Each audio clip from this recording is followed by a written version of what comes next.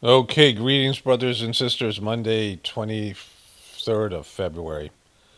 Um, this video's not going up till tomorrow morning. I'm taking today off. And so I just, quick health update, and then we'll get into the other stuff. So all these tinctures that I'd ordered and the stuff that, someone had told me about a homeopathic remedy and, another tincture of hawthorn leaf, which somebody else had mentioned, in terms of, COVID. Again, I'm not recommending anything, but all the stuff for my nervous system showed up. I started taking all of that yesterday, Sunday. So maybe it showed up late Saturday. I'm not sure, but I started taking the stuff, and um, the sittings are going good on the other channel about the anxiety and fear. I'm glad I'm doing that, and I did the meditation, did the sitting during the morning. Gave the sitting, and then took the sitting in terms of meditation later on in the evening last night, and it was really blissful. No reaction. And then I meditated and did cleaning before going to bed, and I slept for a couple hours. I woke up really energized, and I was sort of worried my heart thing was going to happen again. And it was like a kind of a burst of energy, like 3 o'clock in the fucking morning. So it's just weird stuff going on with me physically, and I believe that spiritually, there's some kind of spiritual thing, some kind of cleaning thing. And my heart started to go. My heart started to beat a little bit faster, but I didn't think it was, like it wasn't the 250 beats per minute that was like, crazy. And I went out and I put on the monitor. As soon as I stood up, it started to dissipate. And I put on the heart monitor, and it was my oxygen levels were fine, and it was like at 112, which is high for me. And then it immediately started to go down. Like I was looking at, it's a thing that's a little finger stick. It goes on the finger, and it immediately went down to 90, whatever my normal heart rate. So I felt good about that part because I had this energy surge. It was like all the other things, the two times that my heart had raced. So I'm having that, and my gut is like I'm not eating anything. My stomach was empty, but it just bloats. That's something that happened when I had COVID, and that it's putting pressure on my I don't know what's happening with that, but I feel like my nervous system is now being calmed down by the whatever the focus stuff. I don't know if it was necessarily like a panic attack because I didn't feel like a surge of fear. There was some anxiety what happened again. But so that lasted for about 15 minutes, and then I was just sort of awake, and then I just meditated, and I woke up like I slept through the night. Um, I fell asleep in a meditative position, which is just sitting upright, and I woke up after that. So like in the morning. So it's not great to have your body like glitch out. Like it's sort of similar to the migraine. I think it's connected to me getting migraines, but at least the heart thing seems to be under control. Like it's happened a couple times now where I've had that, whatever's happened to me that's making that triggered the heart thing. It seems like that's under control. At least my nervous system is, not triggering that weird thing. Like it's a weird thing to trigger. So, anyways, I'll probably do an update tomorrow and put it at the end of this video. But let's get into the other stuff here. I've gone through things physically. Like like I haven't. I mean, I'm 60 years old. I haven't had cancer. I haven't had any major thing. I've had with the COVID stuff, and the one time I got food poisoning in India. I had mono when I was a kid. No broken bones. I've had ongoing migraines and other things, and some health issues, allergies when I was a kid, and things like that, lingering things. But I've learned to deal with them. I don't focus in on them. When your heart rate goes up that severely, it's of concern, obviously.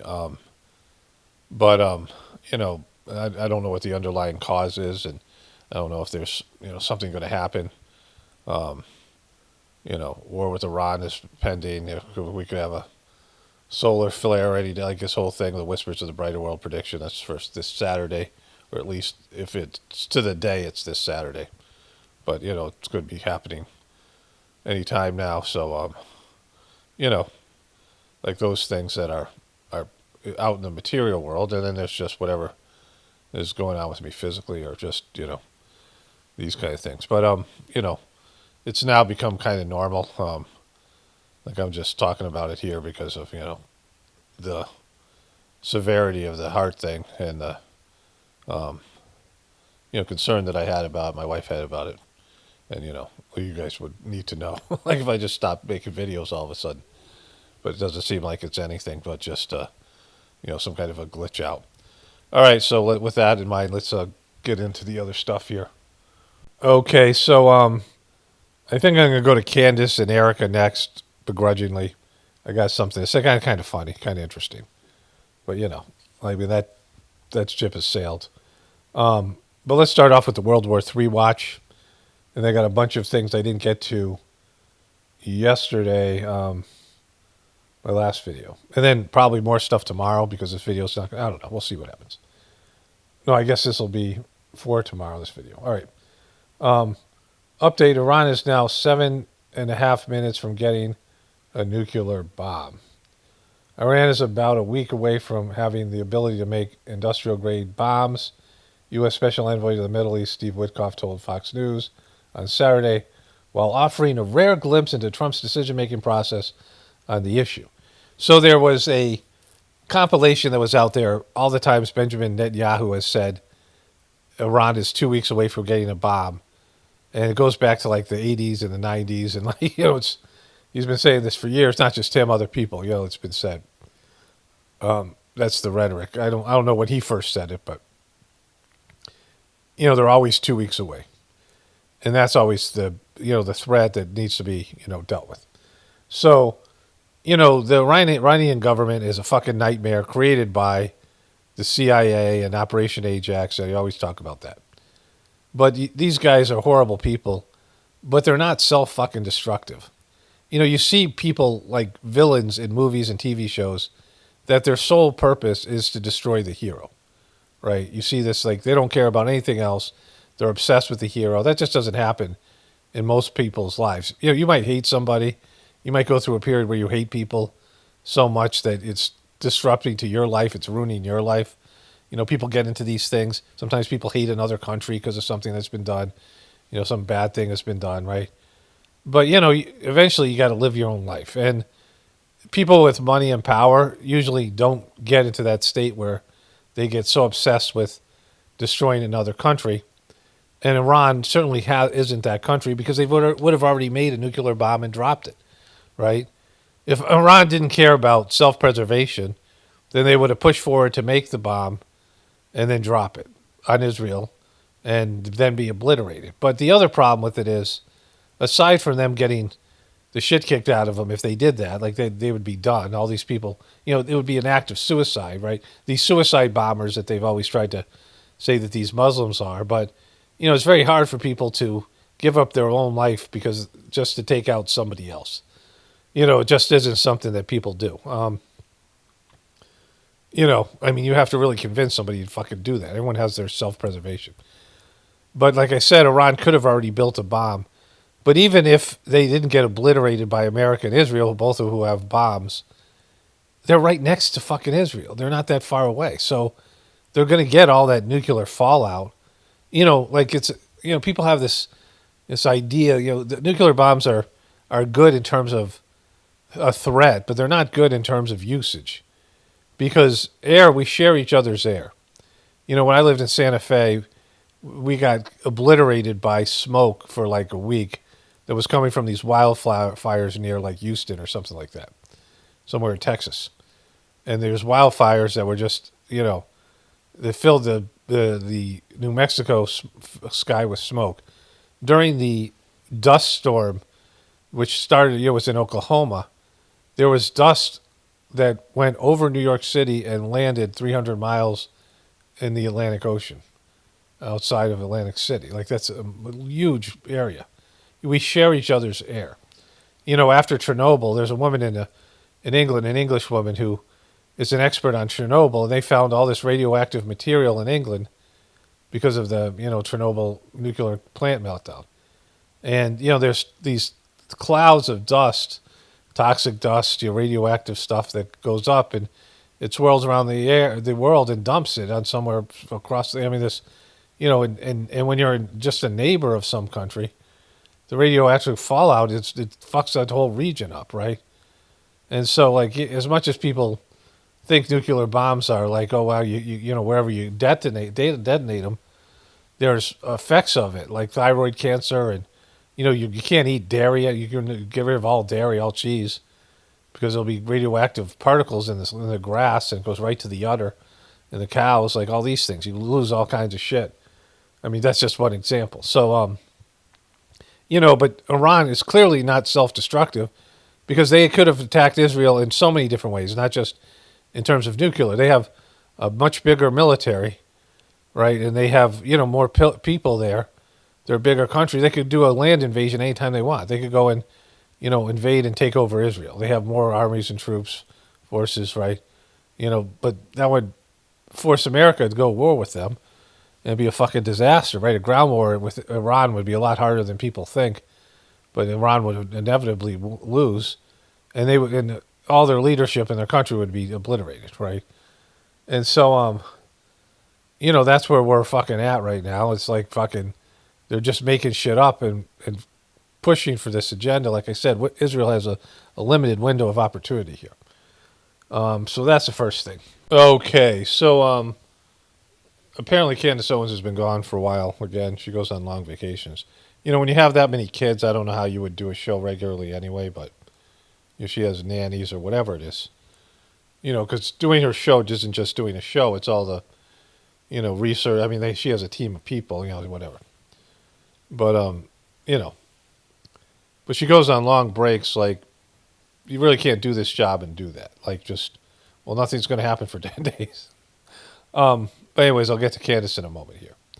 One of my viewers said Jimmy Dore,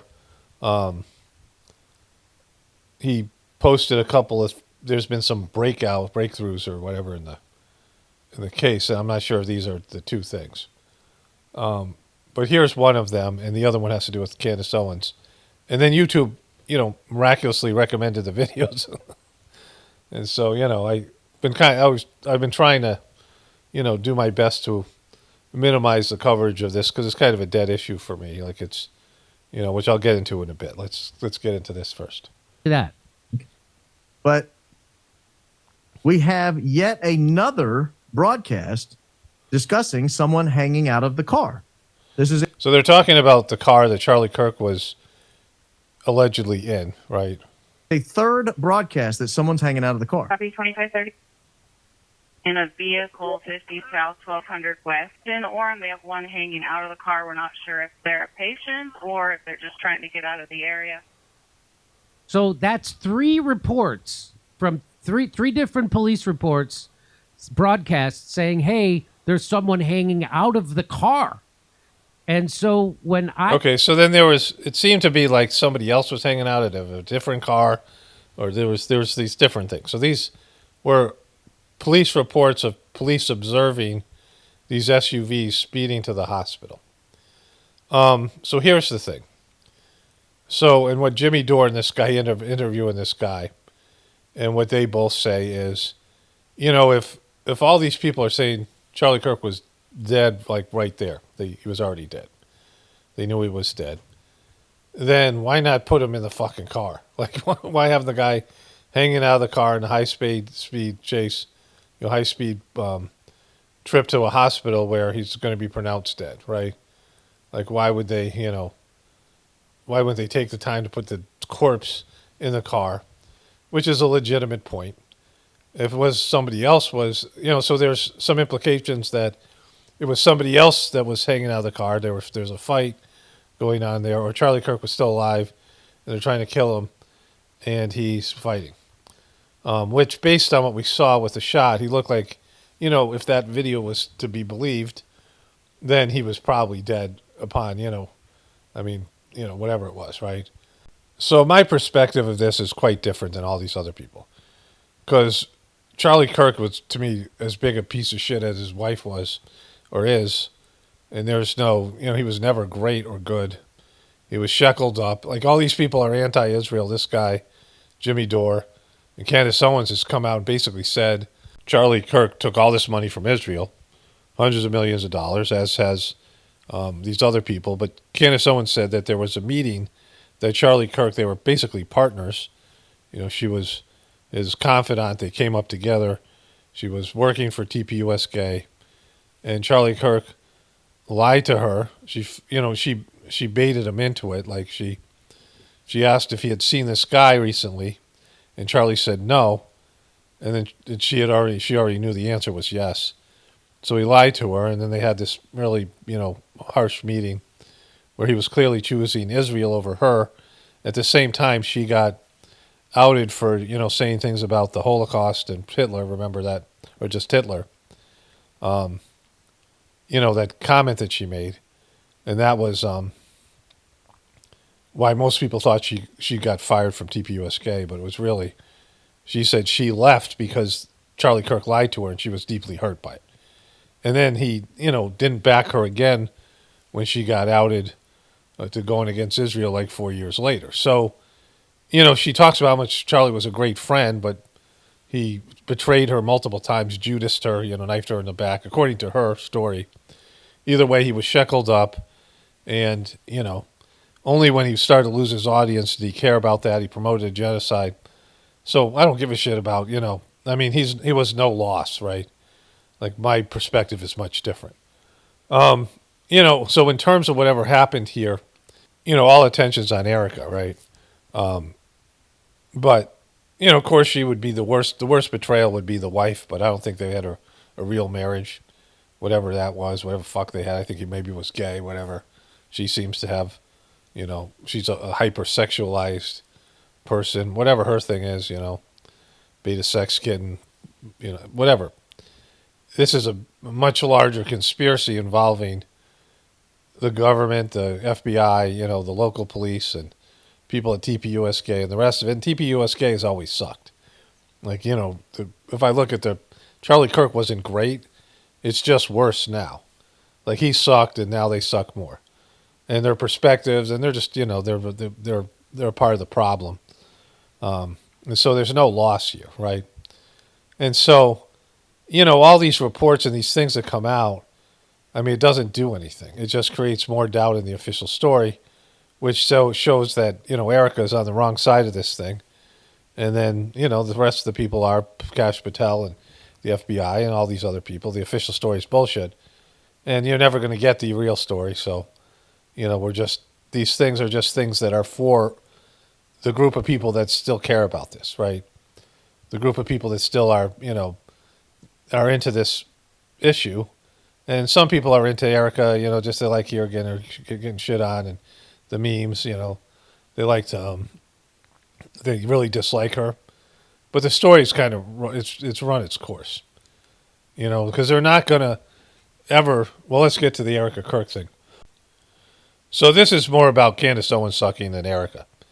So he also covered this, Jimmy Dore. I think it's a little weird, but it's a fact that Erika chose that date in particular to break her years-long Twitter silence.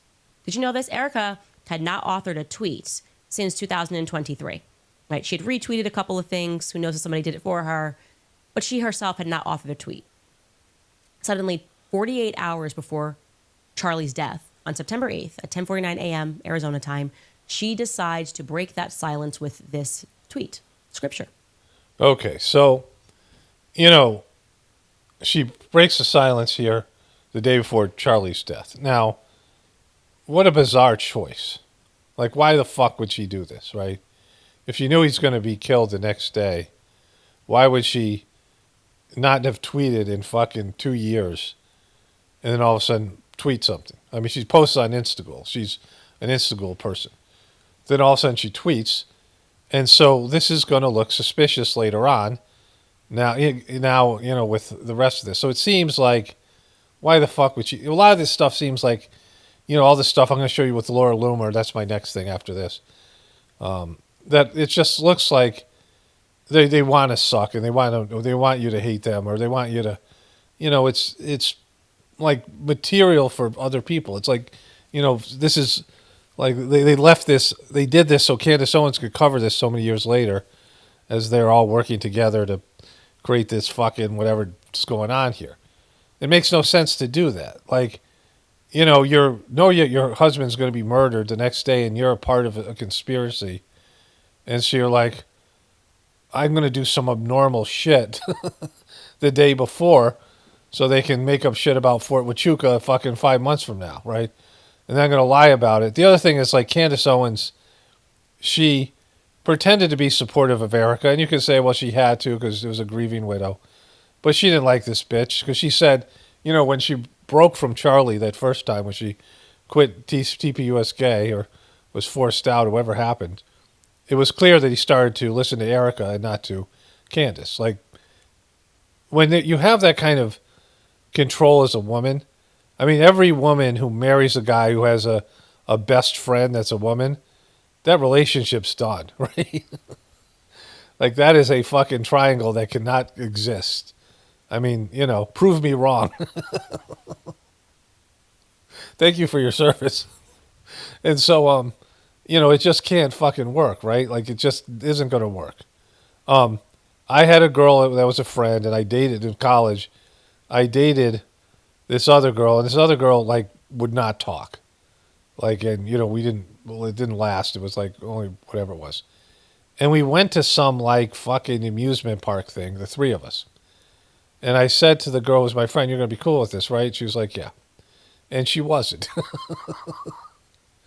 And it was fucking tense. And I didn't want to go there in the first fucking place. Like, I got dragged there. I'm not an amusement park person. I was like, holy shit, this was like a horrible thing. And so, it's just, nothing works like that. It just doesn't.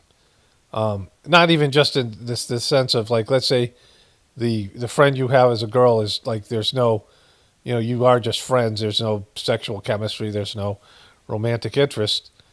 Women have a control over a guy. There's just this stuff that they're not willing to share, whatever it is, right? And so certainly with Candace Owens and Erika Kirk, these control freak, manipulative, I mean, C words, cons, right? They there's no way, and they don't like each other. You can tell from the beginning they don't like each other. But Candace took that meeting with Erika Kirk because she knew Erika was going to say some things that she could either shade, make them look deceptive, or she was just going to straight up lie. Because Candace pretends she's with somebody until she stabs them in the back. And she's all friendly. She did this with a number of people at TPUSK. Also, that guy who took the camera. Remember the guy who went up and took the camera, and he did that video of a reaction video of Charlie Kirk's assassination, and he sent it to Candace Owens. Like, why the fuck would you do that, right? Like, she's the last person. I didn't really know very much about her until she started covering this stuff. But she's not your friend. She's a person that gets information on you and then uses it against you. And she's constantly, shitting on people in this way. And she could easily have done it with Charlie. Well, I don't know why she hasn't. She says that she's just trying to solve her friend's murder.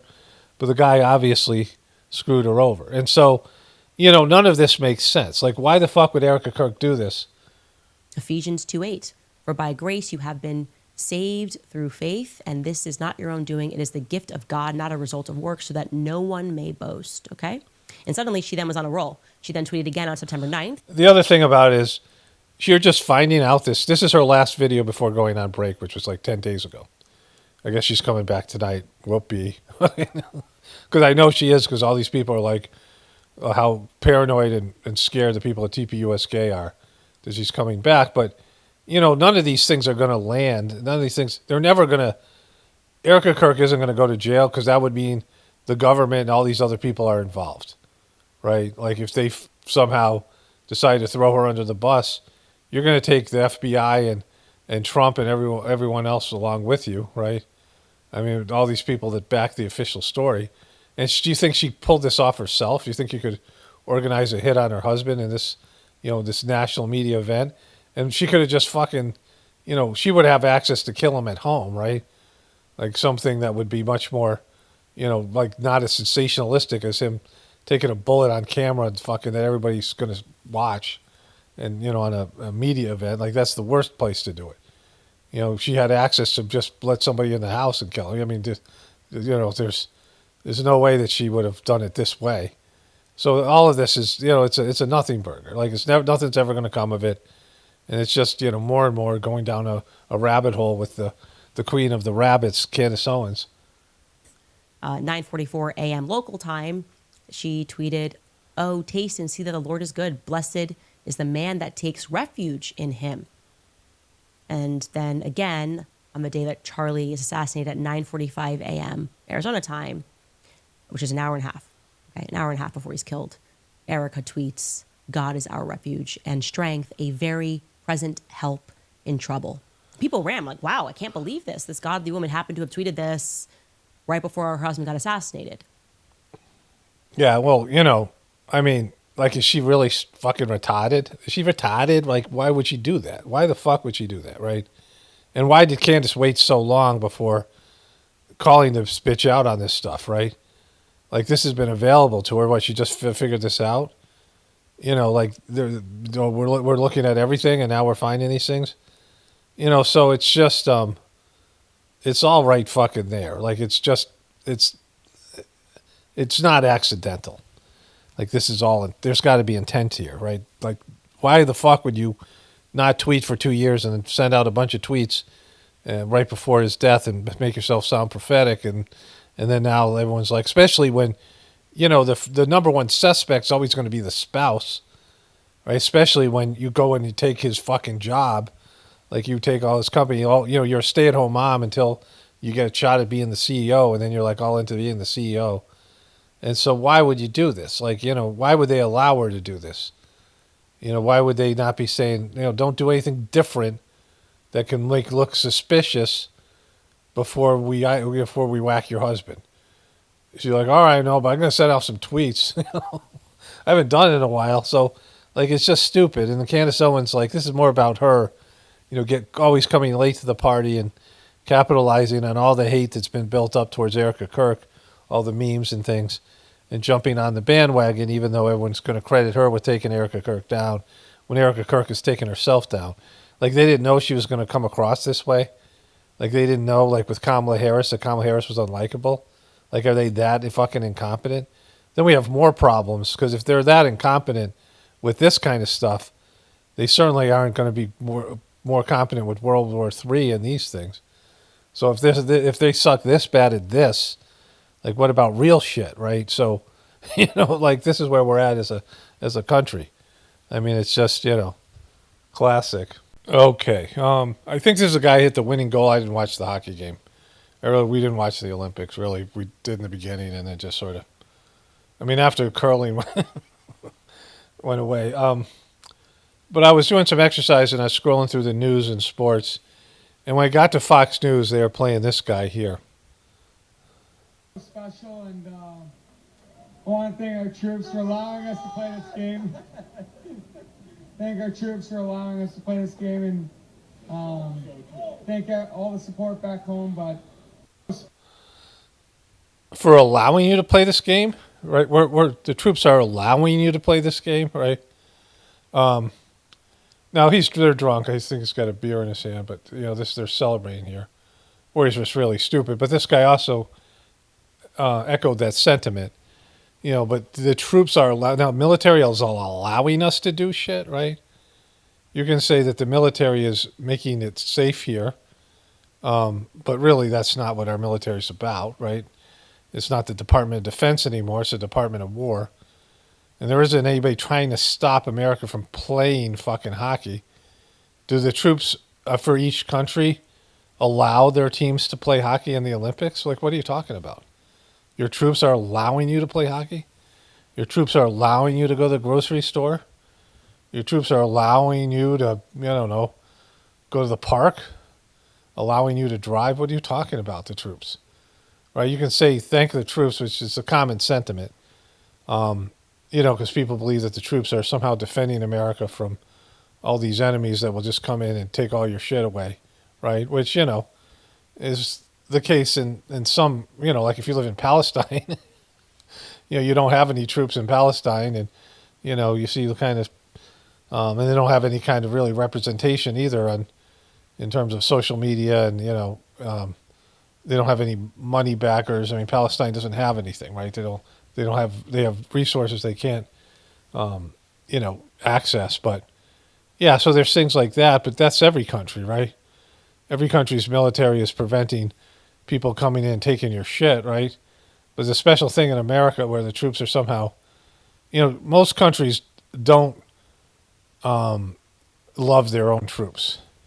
Armies are usually, because the armies are always turned against the people. When the armies become police, or the armies are used to come take your shit, people don't like them then. And, America hasn't had that yet to whatever extent because of posse comitatus, but Trump has obliterated that, and, we'll see how that plays out later on. But that's what we're doing now, thanking the troops. Thank you for allowing me to breathe, troops. Like, they're not God, right? They're not, I mean, ultimately it's God that allows everything, and the divinity within you. And then, when God says, all right, that's enough of that, it's over, right? So, which happens to everybody and everything in terms of death and other things, it's, you have your, whatever you're given, whatever your life is, whatever your privileges are, whatever your pains and suffering are, whatever you have, it's only God that is creating this, and creating this, opportunity here on planet Earth. And so, it's not the troops, certainly not the president either. So I saw a video that came up on Twitter, and Tucker Carlson was accusing Isaac Herzog, the president of Israel, of having a relationship with Jeffrey Epstein based in, evidence and stuff in the Epstein files.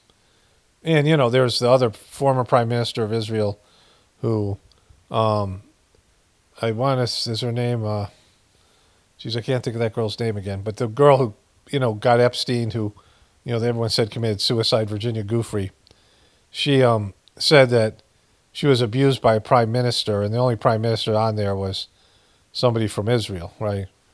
The guy was, he got off on hurting women, and Jeffrey Epstein talked to her about it. She had, I showed you this report this interview where he was talking about that.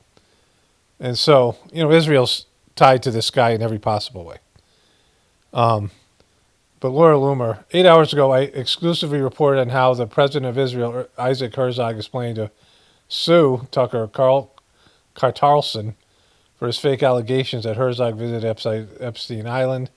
Now Tucker has released a video statement 8 hours later trying to backtrack his defamatory claims that he deliberately and maliciously made against the president of Israel to falsely portray Israel as a pedophile haven. And then this is the part right here. Good luck finding a law firm that doesn't have a Jewish partner at Tucker Carlson. Laura Loomer's just like an absolute beast. Like, she is just, a witch, like some kind of monster. Like, she's just the way she looks, her voice. She's just, the worst.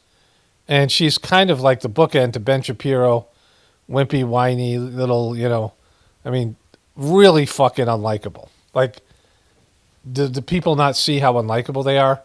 Like, I know lots of Jewish people, and all of them are, over the course of my life, the Jewish people that I met, they're no way near as unlikable as these two guys. Like, there's a huge gap between how much more likable they are than these two guys, right?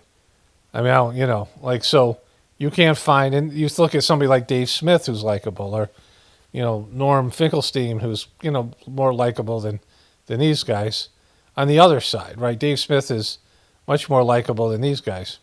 He's Jewish. So, why are they picking these people? Why is Erika Kirk dropping fucking tweets? Doesn't drop tweets for 2 years and then drops a bunch of tweets the day before and the day of Charlie Kirk's assassination. Why all this stupid behavior? Like, it doesn't, when you're looking for something being a setup or being a scripted event or being something that's being done intentionally, when you say something like, good luck finding a law firm that doesn't have a Jewish partner, for years you couldn't say something like, Jewish people control the media. But in every media CEO, almost like 5 out of 6 were run by a Jewish guy and owned by Jewish investors. Right? Jewish people have a lot of money and a lot of influence over our economy and our media, but you couldn't say that. And you couldn't say something like Jewish lawyers, right? You couldn't, talk about how lawyers, are often Jewish or whatever it is. And then she just stirs this thing up, right? Like it's, you don't want to remind people that, people don't like lawyers. And so you don't want to say something like this, right? You don't want to, this is a stereotype you don't want. Like, why the fuck would you say this, right? Like when Tucker Carlson actually gets sued, which I don't think is going to come to court because this guy's going to have to answer fucking the video I saw, it didn't sound like Tucker Carlson was backing off. I could find, see if I could find it here. But, like, why would you say that? Like, it's just fucking stupid. It's so retarded.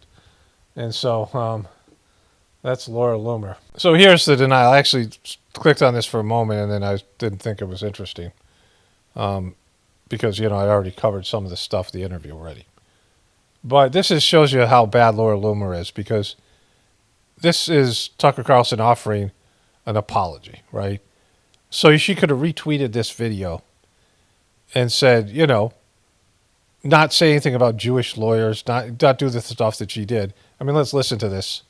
When I interviewed Ambassador Mike Huckabee in Israel the other day, I asked him about the Epstein files, specifically about an email the Department of Justice released from December of 2014 from Jeffrey Epstein to his friend Leon Black, inviting him to his now famous island in the Caribbean. And in that email, he says lots of other people are coming, among them, quote, Herzog and Ehud Barak.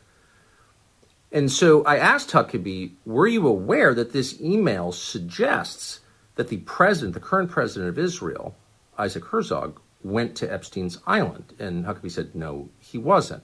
And I asked him about it again.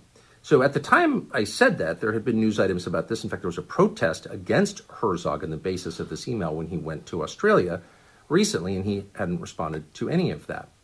Well, now we've received a long letter from President Herzog's office denying that he went to Epstein's island. In fact, denying unequivocally that he had any contact with Epstein ever. They didn't know each other. They never emailed with each other, never been in the same room. They had no relationship of any kind. I've gotten a lot of letters like this over the years from people alleging, oh, you got it wrong. But rarely do you get a denial this unequivocal. And so for that reason, we are taking it seriously. There's nothing worse than impugning the reputation of an innocent man. And so I just want to say clearly, I'm sorry to imply that I knew something I didn't know. Of course, I don't know that Isaac Herzog was on the island. I was referring to that email and the protest against him, but I don't know that. And I didn't mean to suggest that I do know that. And I also wanted to air his side of this. Again, President Herzog says he's never had any contact with Epstein ever. And so I just want to say that in the interest of honesty and transparency. Okay, so I showed clips of Huckabee getting blasted. The mainstream media was covering this, which they almost never do, of, Huckabee saying that he doesn't care if Israel takes over the whole fucking Middle East, right? Saying shit like that, right? And there's a lot more in this interview that, it's not good for Israel. It's not good for Mike Huckabee. So here you have Tucker Carlson backtracking. You have a win and all that. But she writes this email, just reminding people that there are a lot of Jewish people that are, being connected to Epstein. Epstein himself was Jewish, and he was connected to Mossad. Everyone kind of thinks that. And so she's, the kind of people that would think he's connected to Mossad are the kind of people who are, they're MAGA people. Like MAGA people are beginning to believe this, and, most of them are moving in that direction, especially the younger ones. And so you don't write the kind of gotcha letter that you did because you got to win here, right? You have Tucker Carlson himself saying something and backtracking a little bit. So you just post this video and then you say something, you could mock him a little bit. But you don't remind people of all these things, and certainly not that the Jewish lawyer thing at the end of it is just fucking retarded. Like, why do that? Because, lots of people are going to see your tweet, and unless you're trying to just troll people and bring in a negative audience, you're being a Corey Feldman, where the majority of the people are watching you are there to mock you. Unless you're trying to be that guy, right? Then this is retarded, right? You have a win here, like at least partially. He's backtracking. He may do some more research and say, well, no, here he was at the island, or whatever. We'll see how that all plays out. But again, like, it seems like they're doing this on purpose. Like they're trying to get a lot of Americans to either they're just like, fuck you, we're going to do, like Mike Huckabee saying, yeah, we care about what you guys think, but if only 20% of you want to go to war with Iran, we're going to go to war anyway because your opinion doesn't matter. We don't give a shit. We're not, we don't care about you, the American voters, the American population.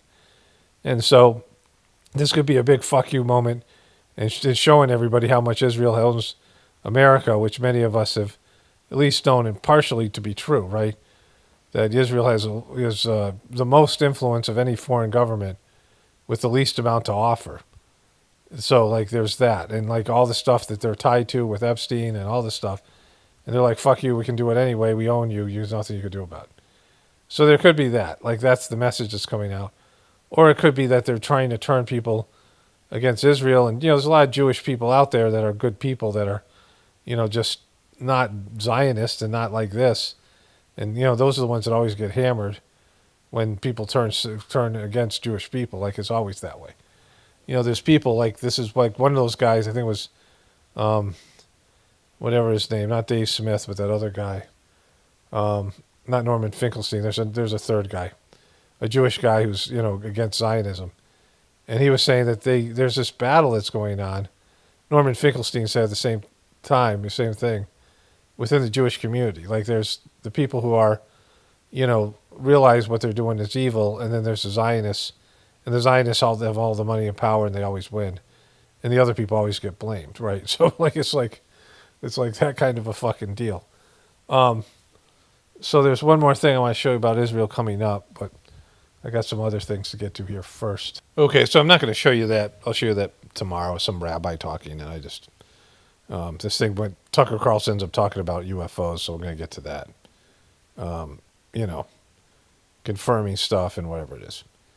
But I just want to say, to add to this, see, when Tucker Carlson says, he apologizes for accusing this guy, it undermines his credibility. Like the same thing happened with Candace Owens in a more legitimate way with Mitch Snow, right?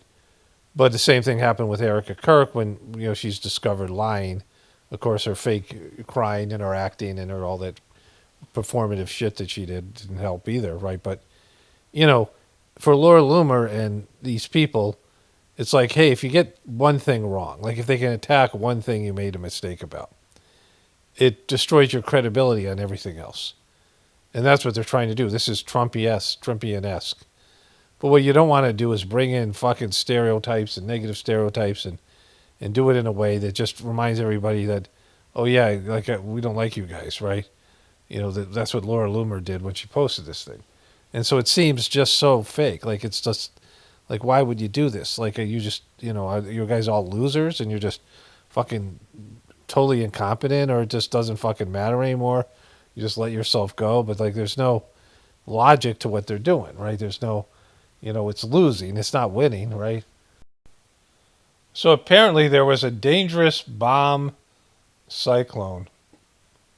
A powerful and intensifying bomb cyclone slamming the Northeast and a bomb cyclone. Atlantic. More than 40 million people are under blizzard warnings across 11 states, and many of them have declared states of emergency. Some of the worst of it is hitting as I speak. And look at the map. Widespread blizzard conditions are expected across much of the region, including Boston, Providence, Hartford, Connecticut, and the New York City metro area. I was in Hartford, Connecticut as a kid. We had this blizzard, and there's like power lines down on the road, like walking to school, and they're like just power lines sitting there. Like we didn't have electricity for like a week. I don't remember. I remember it was a big thing for my parents. I don't remember suffering. We had like radiator, so probably a gas. We had a gas stove, and we had gas, and it was gas lines, and I think we had gas heat for our house.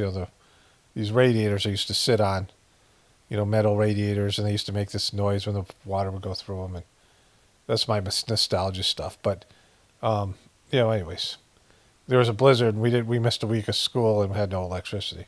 Talking snowfall at 2 to 3 inches per hour through 10 a.m. And it's already knocked out power to nearly 400,000 customers in the region. The snow, along with winds gusting more than 70 miles per hour. And believe me, we felt it on our way here. It's causing some whiteout conditions out there. All right, so there's a lot of airports closed. Here's a hour ago when I was on live. Now, since that time, a large front-end loader came by and just cleared everything. He just picked up the entire tree and shoved it over. You've got a plow. Philadelphia. Now clearing a little, clearing a little bit more. They almost got you, bro. Bro, you almost got snow plowed. I just stumbled on the snowdrift here a little bit. Yeah, you did. We saw you, buddy. You fell. You fuck. But the camera, it's been shaking back and forth. There's been these snow squalls that have moved in. All right, it's been a rough winter already. We got a little bit of snow. We're getting snowing now, but it's less than an inch. But it still sucks. It's just, snow's great in the beginning of the winter. It doesn't get dark till, 6 something. We have a time we go out walks now after dinner. It was warmed up. It was up to 60 degrees for a little bit. We had a week of pretty nice weather after really cold time. And I don't mind a little more winter, but I'm over the snow part. And these motherfuckers here, and I don't know. It's a bomb cyclone. All right, just thought I'd drop the little weather, little weather in here. Trump babbles quite a bit. I'm not sure where this was, but is this the fucking peace? Is this this peace thing that Trump has going on? Let's see. I want to express my gratitude to Vice President J.D. Vance, who is a fantastic man. He's a fantastic talent. It's a fucking board of peace. The $10 billion board of peace, Trump's. Great student. I mean, if this thing works, then the United Nations would be, are you saying the United Nations sucks cock? Are you saying that, Trump? I mean, lots of us feel that way, but the board of peace isn't going to be any better, this fucking grifter. He went to one school. He graduated. Most people, if you watch some of the people that were at the event in Munich, they didn't graduate quickly from college. They had Look at fucking Jared Kushner up here. Everything they could do. There was one young, attractive woman. She was unable to answer questions. And she did. What do you mean young, attractive woman? Is that your Epstein thing? Are you being are you showing your Epstein? Didn't do so well like JD did in college. JD graduated in a 4.5-year college in 2 years, and then he went to Yale and he graduated at the top of his class. Went to the military grade, but when he went to Yale, there was one person that was marginally ahead of him, so he married her. Can you believe it? Let's look at him. It's amazing. Fucking married the person that was ahead. I don't know. I always like to say JD was first and Usha was second, because I get a little uncomfortable when I say but it's the truth. You get uncomfortable when you say the truth. When you do truths on Truth Social. He's been incredible. He's a brilliant. This is your fucking president. He's a caricature of a president, right? Guy and a great guy, and he's been my friend. All of our people. We have a fantastic group of people. Our cabinet members, everybody, many of them here. But JD's been great. Thank you very much. He gets a little bit tough on occasion. We've got to slow him down just a little bit on occasion. He says his mind. Now then we have the opposite extreme. We have your friend sitting in the back. Your best friend sitting in the back is Marco. Marco does it with a velvet glove, but it's a kill, right? That's a kill. He's a murderer. The result is the same. They do it very differently. And Marco, you really did yourself proud 2 days ago in Munich. In fact, so proud that I almost terminated his employee, because they were saying, why can't Trump do this? I do, but I say it differently. But Marco, don't do any better than you did, please. Because if you do, you're out of here. If you do too good, I'm firing you because you can't do better than me. That's one of the rules. I mean, I want to make sure you guys are like just mediocre because I suck pretty bad, so you guys can't be better than me because that would be bad. Like I can't anybody. I don't. I mean, I know it's important that you do a good job for America and yada yada yada, but don't fucking outshine me because holy shit. But no, I want my guys to do great, and the acclaim he's gotten and the acclaim JD gets is great. We have smart people. It's amazing, fucking amazing. It's just the acclaim. Okay, so there's a movie clip similar to the ones that you've seen they've done with Charlie Kirk and Erika Kirk and the Truman Show. But this one, Charlie Kirk is in a park, and he's asking his girlfriend who she works for, the CIA or somebody.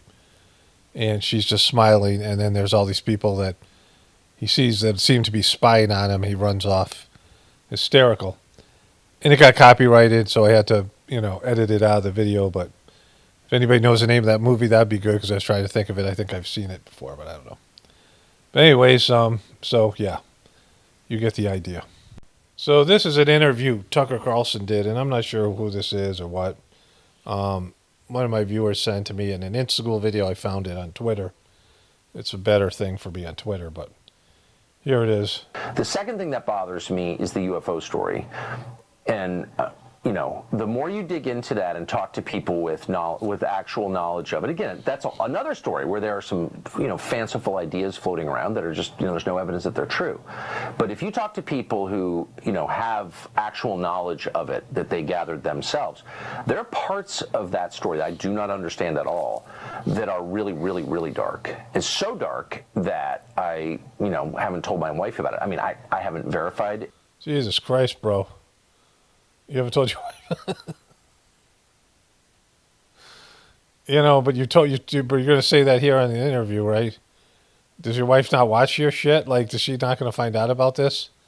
You withhold it? Any of this, but this is not just stuff that I read on the internet. I know you all are very, very grounded in that story, so I think I know what I'm talking about. Yeah, I know that story. That's a dark fucking story right there. Some dark shit. What could it fucking possibly be?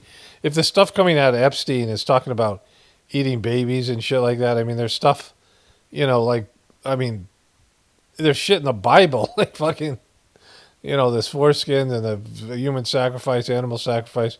Like, what could possibly be so dark that you can't tell your wife about it, right? I mean, we live in a fucking debauched world where there's so much, just icky stuff out there. My brother told me some things that, he was counseling Vietnam vets. He was a Vietnam vet, and he saw a lot of shit in Vietnam. And some of the stories he heard from these guys, they were holding on to these things that were just torturing them, right? And I don't share them here. Like he said, I couldn't tell, it didn't matter. Like I'm sure the guys are probably dead, it's confidential, but I probably wish my brother didn't tell me, or, I don't really think about things like that. And I'm not, I don't care, really. But it's not stuff I want to hear. And then I've told you things about the treatment center I worked in, and you'd read these intake files of what these kids went through in terms of the abuse. And it was just, and some of the things I saw, I talk about this story where there's this kid, he was 7, and his parents were drug addicts, and they prostituted him out, and his little brother, pimped him out, and they trained him how to like pickpocket when they were like toddlers, and they would do like perform sexual acts on adults and steal money, and like fucking, just like they were little fucking monkeys or something, right? Like just that's what their parents were. And this kid was 7 years old, and the kid was like, I must have been in the hallway, and he was standing next to me, and he started to act weird. I said, "You okay?" And he was like, "I think that's my brother." And his brother showed up. His brother was 5, but he looked like he was 3 or 4. This other kid was 7. And, he had a little bow tie on, glasses. He was like a cute little kid. But he was obviously like sick or something. It's with a woman who's a social worker, and she comes in, we talk for a little bit. I said, what's wrong with him? She goes, well, he has AIDS, and we're bringing him by to say goodbye to his brother because he's going to die soon. He was a fucking 5-year-old kid with full-blown AIDS, not HIV. He was about to die from it. I was like, Jesus Christ. I started to like almost pass out. Like it was fucking like I was like, I was like, man, I gotta go home. I can't even process this, right? But there's lots of dark shit out there. So what could it possibly be that he's not willing to share it on Twitter? But there's some stuff there that's just like, man, I'm not even sure what that means. There's a spiritual component there that I don't fully understand. So yes, that story bothers me. And I think, last thing I'll say, that one of the reasons that we've had all these disclosures and all of these, 10 whistleblowers at this point, and it hasn't really become front page news. Part of it's suppression. Parts of the government don't want you to know about it, but part of it is the public can't deal with it. It's too far out. The public can't deal with it because you've lied about it for years. Aboriginal cultures dealt with it fine because there was working knowledge that there was higher developed beings here, and for whatever reason, there used to be more of them, and they left. And there's pictures and cave art, and there's just artifacts and stuff, and in Egypt there's all this stuff in Egypt. But because they wanted to make Jesus the most superior, they wanted to make the American government the most superior, right? Like we have the power. If you realize that there are beings that are far more advanced than you, then you lose that, that authority, right? Like you're just little children playing around then, on somebody else's planet, like fucking. And so they decide to exclude these stories about giants and things, and they came up with this bullshit Darwinian theory, and people don't want to know the truth about where their origin. We're slaves, designed as slaves. These things shortened lifespans, right? Genetic flaws, and so whatever the stuff is. I mean, this is what I believe to be the truth is. But whatever it is, right? They lied, and now because of the lies that they've created, they can't tell you the truth, because that would they lose all authority and all trust.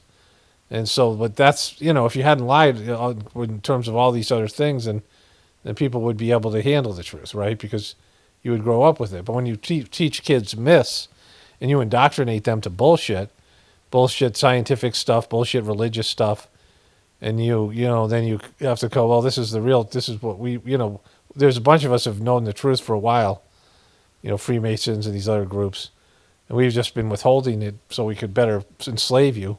Yeah, of course you can't tell the truth, right? The implications are too profound. And so, and I understand that. Because I've heard things where I'm just like, oh man, I don't even really want to know that, honestly. Deeply disturbing. Well, you wouldn't want to know the truth about, what's really going on. I mean, the truth is always good. Like the dark shit that's out there, yeah, that's bad. But like the truth of what's happening, it's destabilizing. You think there's some control here, some order, and there's good guys and bad guys, and you're going to heaven, all this other stuff, and you realize, well, that's all bullshit, right?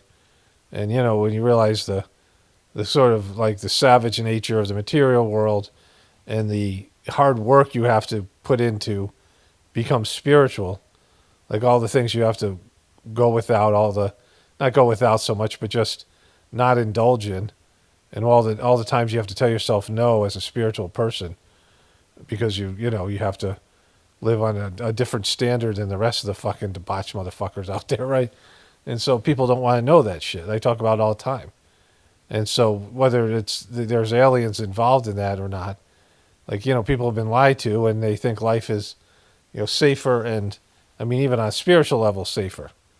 Like you have people that have no idea what you can get sucked into in terms of making bad spiritual decisions. I mean, you make a bad decision on the material planet, you suffer the consequences here or in the future here, in a future life, and it's, finite. But if you make spiritual decisions that affect your soul and your soul's path in a deviant, negative way, you're talking about eternity, right? It's much worse, and people don't understand that. Stuff.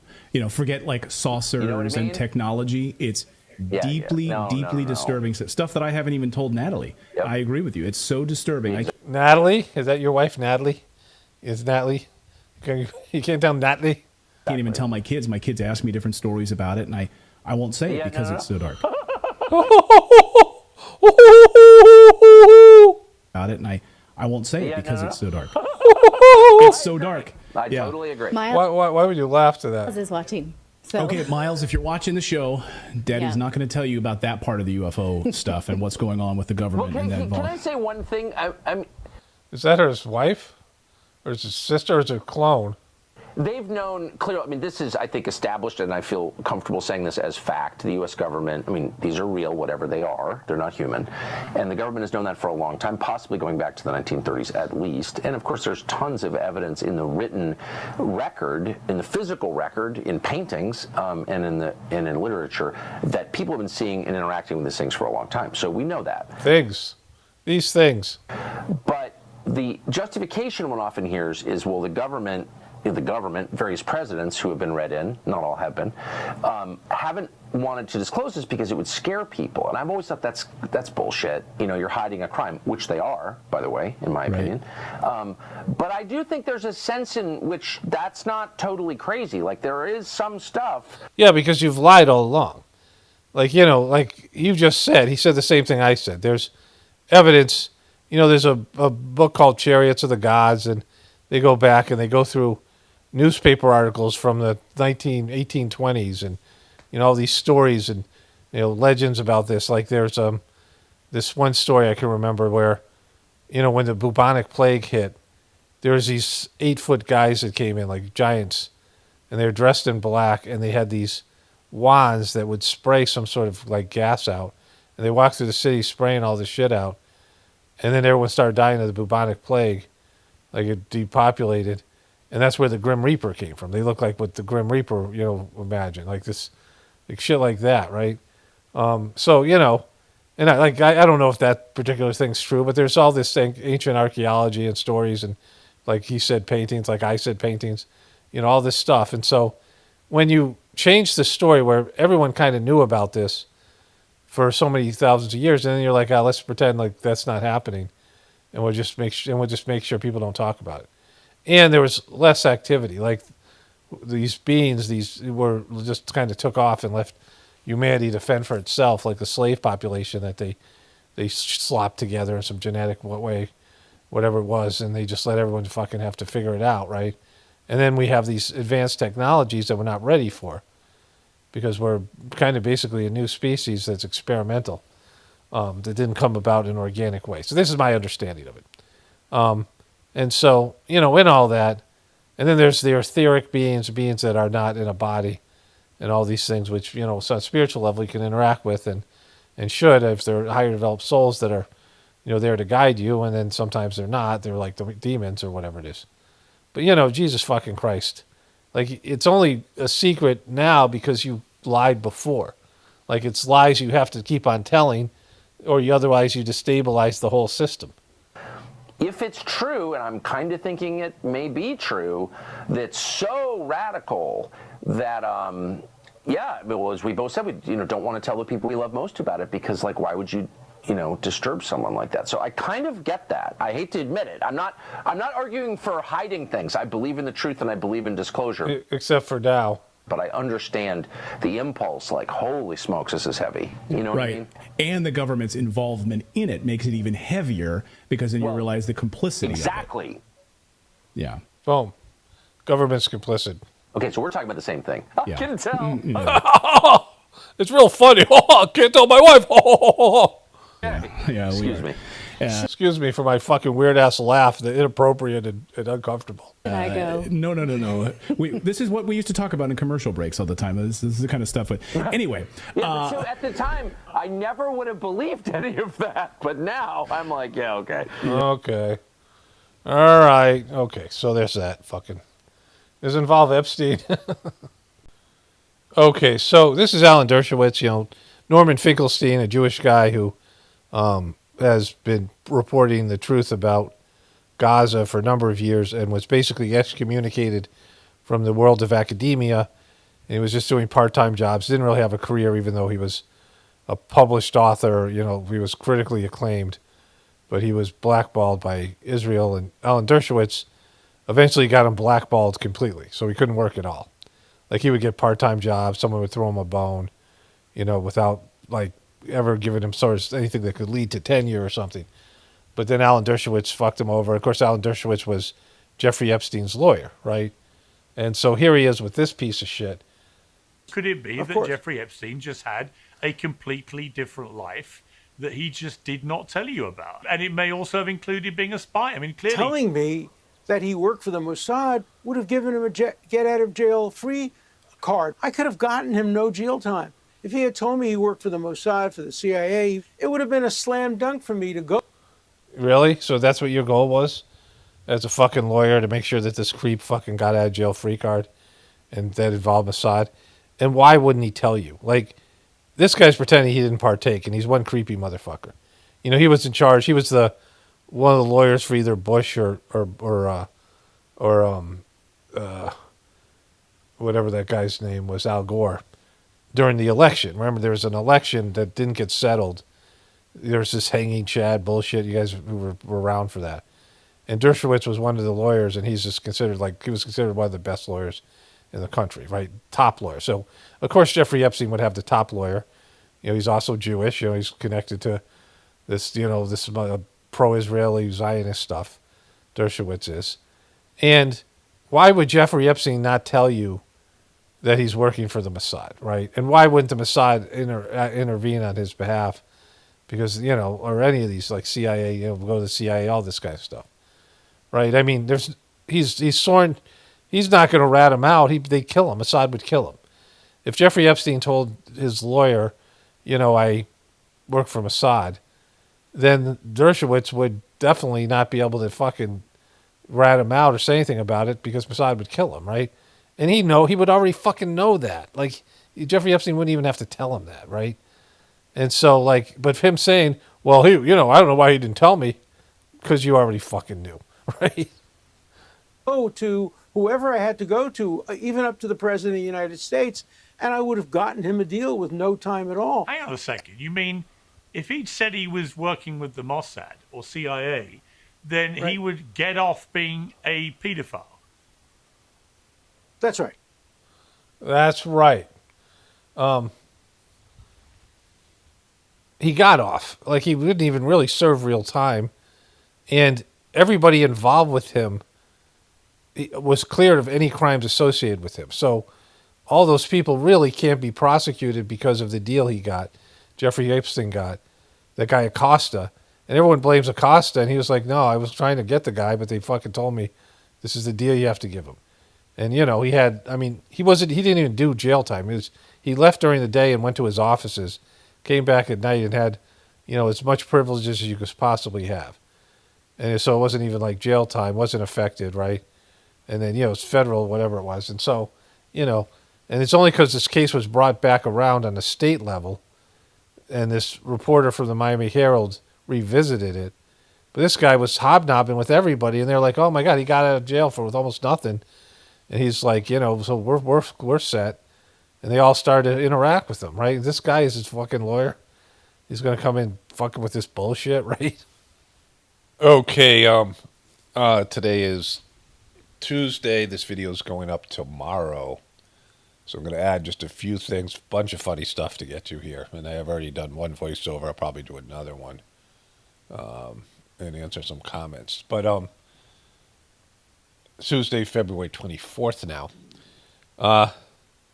So this happened. President Trump says that Kirk has died after he was shot from a nearby building. After being shot at Utah Valley University. The great and even legendary Charlie Kirk is dead. Even legendary. The cries of this widow will echo around the world like a battle cry. All right, so if you don't know, this is from Candace Owens. So this says coming soon. You know, like, this has become like an all-out, like, bitch fight. You know, and I know Candace Owens never liked Erika Kirk, or at least, you know, they didn't like each other by the time Charlie was dead. It was very clear for me in the beginning, and I talked about it, how they didn't, you know, have each other's information, right? They weren't, like, she was talking to people over at TPUSK because she worked there, and she, you know, was allegedly friends with Charlie Kirk, or at least she talked about being friends with him. I mean, she was friends. They were hanging out. There's plenty of videos of them together, you know, before Erika got into the picture. So Erika was in and Candace was out. Like, when Erika came in, Candace was out. And so, you know, that didn't sit right with her, just kind of the kind of person that she is. You know, so she was pretending this whole time like she was like, I mean, this was always about going after Erika, like whatever the thing was. And it just, you know, again, part of it's just being deceptive because it's just, you know, she was lying to her audience about what she really was, what her real intentions and goals were. And, I mean, as annoying as Candace Owens has become to me, this thing is kind of funny. Like, them, you know, her salvaging Erika. I mean, it's just like, it speaks to both of them. And it speaks to everything on the right wing and all these people that claim to be Christian and all this, you know, like, it's just really bad for them. Like that whole group of people, the people who are TPUSK people, you know, all of it just speaks to how phony the fucking thing is. Like, it's not, none of it's legitimate. And there's maybe real people, real Christians, people with good intentions that are part of that, looking for something. But that ain't it, right? This ain't it. Oh, here, let's go ahead. Building after being shot at Utah Valley University. The Kirk is dead. The cries of this widow will echo around the world like a battle cry. I didn't even get to give him a kiss goodbye. That young man, I forgive him. You know, she's so fake. And you know, Candace Owens Candace Owens knew she was fake before most of us knew she existed, right? Like she knew she was fake 4 years ago. Like, she knew she was like, you know, I mean, if you were Charlie's friend and this bitch was like, you know, I mean, this certainly ambitious. Erika Kirk is ambitious, right? She says that she's a model and actress. Let's go a little bit further here. A model and an actress and a beauty queen, you know, all the fucking, it's just all the shit, right? And then all the things she was trying to get involved in. She was trying to merch up. She was trying to she calls herself an entrepreneur, right? She was trying to get all these things going. And if your friend was dating this girl, you know, and you were like a real person, like you're a person with like some kind of critical thinking skills, you would be, and you had a friend that you really cared about, you'd be like, bro, this is not the one, right? and Candace had to feel that way, like whatever it is. I mean, you know, like I said, it seems like they're working together. Like, this is all like contrived. But in terms of the show, this is what it is. Like, you know, and even in the show, they might not like each other, right? Even though they might work together, doesn't mean they like each other or whatever it is. And so, but whatever's going on here, it's taken a kind of humorous turn because she's making a fucking whole movie about Erika Kirk. Like, she's putting together some kind of massive movie where Erika Kirk is fucking hiding out and has disappeared because she's been exposed as being like a lying piece of shit, right? You know, and Candace Owens is just as bad. Like, she's, you know, but she's just a complete ghoul about this thing. Take your time. Erika Kirk has been named the new CEO of Turning Point USA. So that's where it turned, right? Well, like, they showed the fake shit. My husband's dead.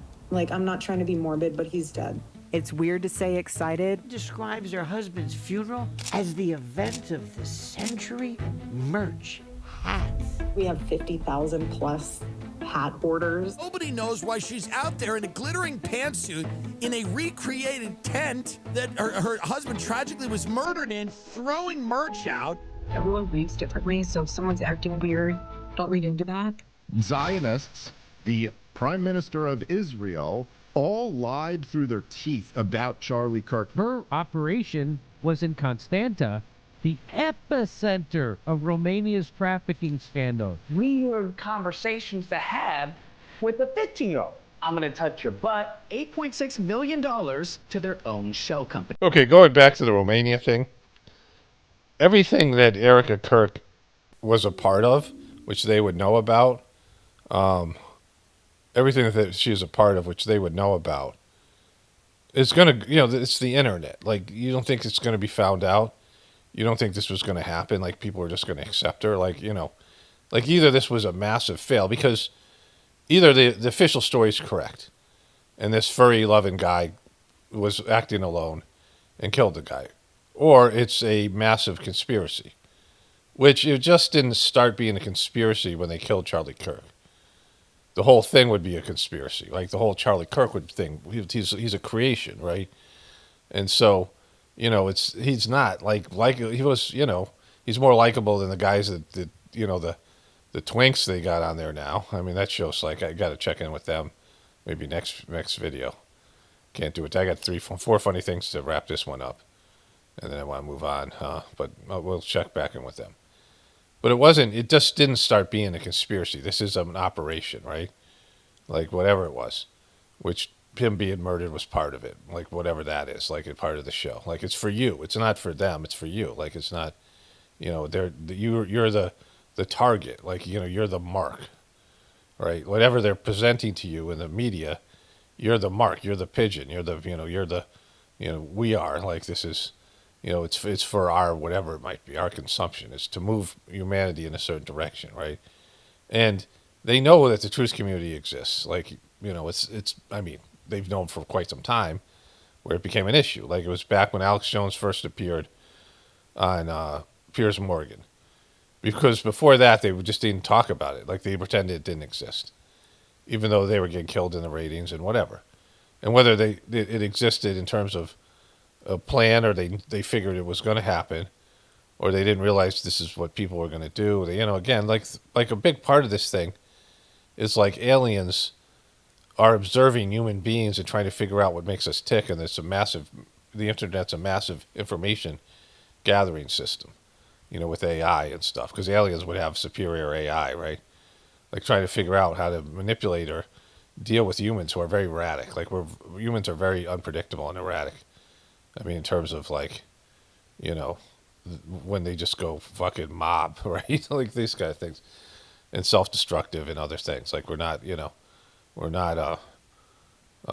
consistent. Like we don't really know what we are. Like it's like are we apes? Are we higher evolved beings? Like are we animals? Like it's like we're flirting with the higher and the lower. We flirt with the higher, and then we embrace the lower, right? So, but it's not. It wasn't like it just happened, right? Like this, all this stuff has just happened. It's intentional. All this stuff that we see on the show, right? Isn't like these things just organically happen and they deal with it. Like it's part of a plan, and so, I think 100% this is I mean, the Erika Kirk thing is 100% supposed to happen. Like this stuff right now was always supposed to happen, right? And whether they're scripted and they're aware of it, or they're just being handled and manipulated, like it's always better if people think they're doing something themselves. Like if Candance Owens is really passionate about this, and she's really passionate about this bitch, like she really wants to get her, which it seems like she is, it's better, right? Like it's better as a viewer. It's better for the audience. Like if she's being ordered and they're actresses and they're playing a role, it's hard to sustain that in a real life type of situation. You can do that for a movie, and but like you can't live it, right? Like Candance Owens is livid right now to take Erika Kirk down, like and she's being manipulated to do it and handled. That's the best way to do it, right? What is going on? We have nothing to hide.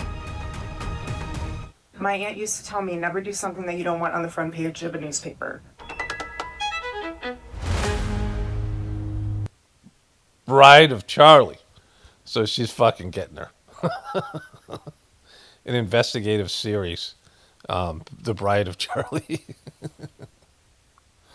And so, if they were cool, this would have never happened, right? If she was cool with Charlie marrying him, in terms of whatever's real here, like this wouldn't have happened. Like this is never this is always her intention. Like this is always Candance Owens' intention. She was always the target. Like she fucked around with all this weird shit, like Egyptian planes. I mean, just to keep her audience, your dumb fuck audience going with this stuff. But this isn't about anything other than she does not like this bitch, and she feels wronged in some way, slighted. This is, I mean, she said it. Like Candance Owens came out and said it, like her motivation when she talked about how Charlie lied to her about meeting with some, big time Zionist fuck, and then she felt hurt and she quit, and then she was attacked for her comments about Hitler, And she said, you know, Erika was coming in. Like she kind of indicated that, like, you know, Charlie was starting to listen to Erika instead of her. And she was out and Erika was in, and she never fucking got over that. Like, she just wouldn't. You can just tell she's petty and fucking, you know, like just how she does these people. And like there's people that she doesn't like, and she goes, you know, she's very passionate about, you know, making them look like shit, right? So, so I guess, you know, I'm kind of over this thing, but it could take an interesting turn here. Like, it's just some of it. Like, it's kind of run its course, but it's still a little bit funny. All right, so there's that, the Bride of Charlie. So this guy. President Pena of Paraguay is here. President, thank you very much. Young, handsome guy. It's always nice to be young and handsome. Doesn't mean we have to like you. I don't like young, handsome men. Women, I like.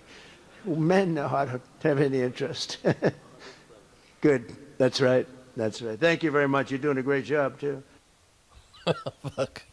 The person who sent this to me said, he's so gay, President.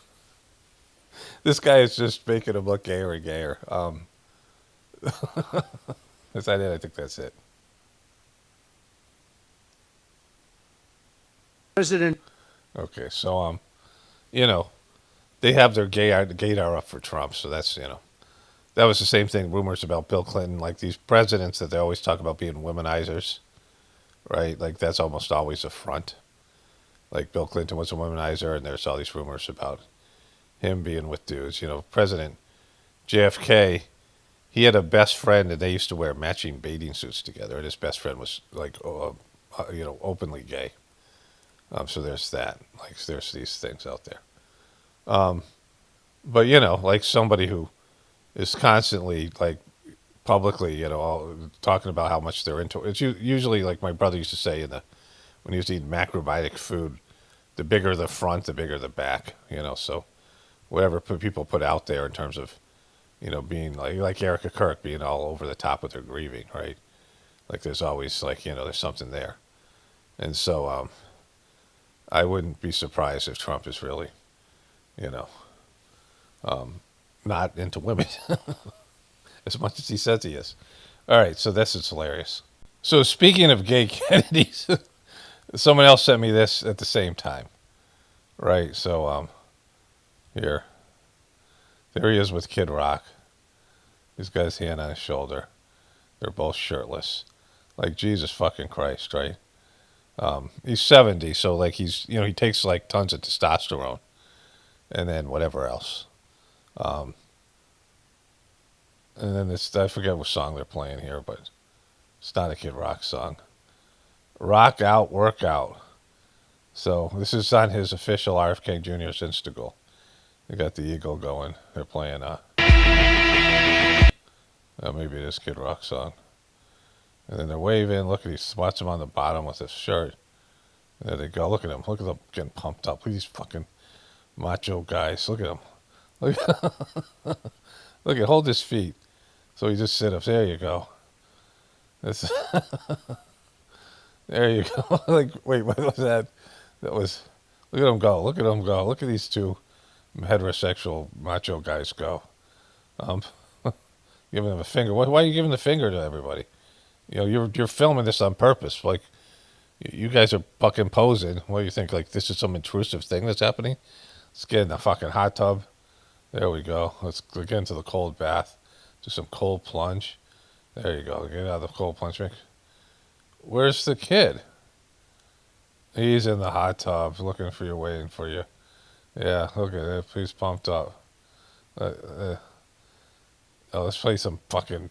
This week was pickleball. There's nothing much more macho than fucking some pickleball. And then here, let's go for a swim together. Whole milk. Let's drink some whole milk. Fucking in the pool. This is what people do. We just fucking sit with our best guy friend after playing some pickleball and like work it out together and go drink some milk together in the fucking pool. That's what heterosexual men do. Make it healthy again. All right, so Jesus fucking Christ. Like, there's any fucking straight guys in the Republican Party? Like, okay, so this is a real thing. And I just want to say to people, I'm sure that there's things that I mock, like this thing here, that someone's going to have this physical condition, right? And it's probably very shitty for you to have this physical condition, like many other things that I might laugh at, right? And if I knew you had it, and I would. I mean, I'm not trying to hurt anybody's feelings, but things are just fucking funny, right? Like they're just funny. Like I'm not, like I don't care about any of these things. I'm not, it's all just kind of light. But one of my viewers sent this, or talked about this in a comment maybe, and I looked it up, and I couldn't believe this was real. This is a real commercial for how I do things with pharmaceuticals.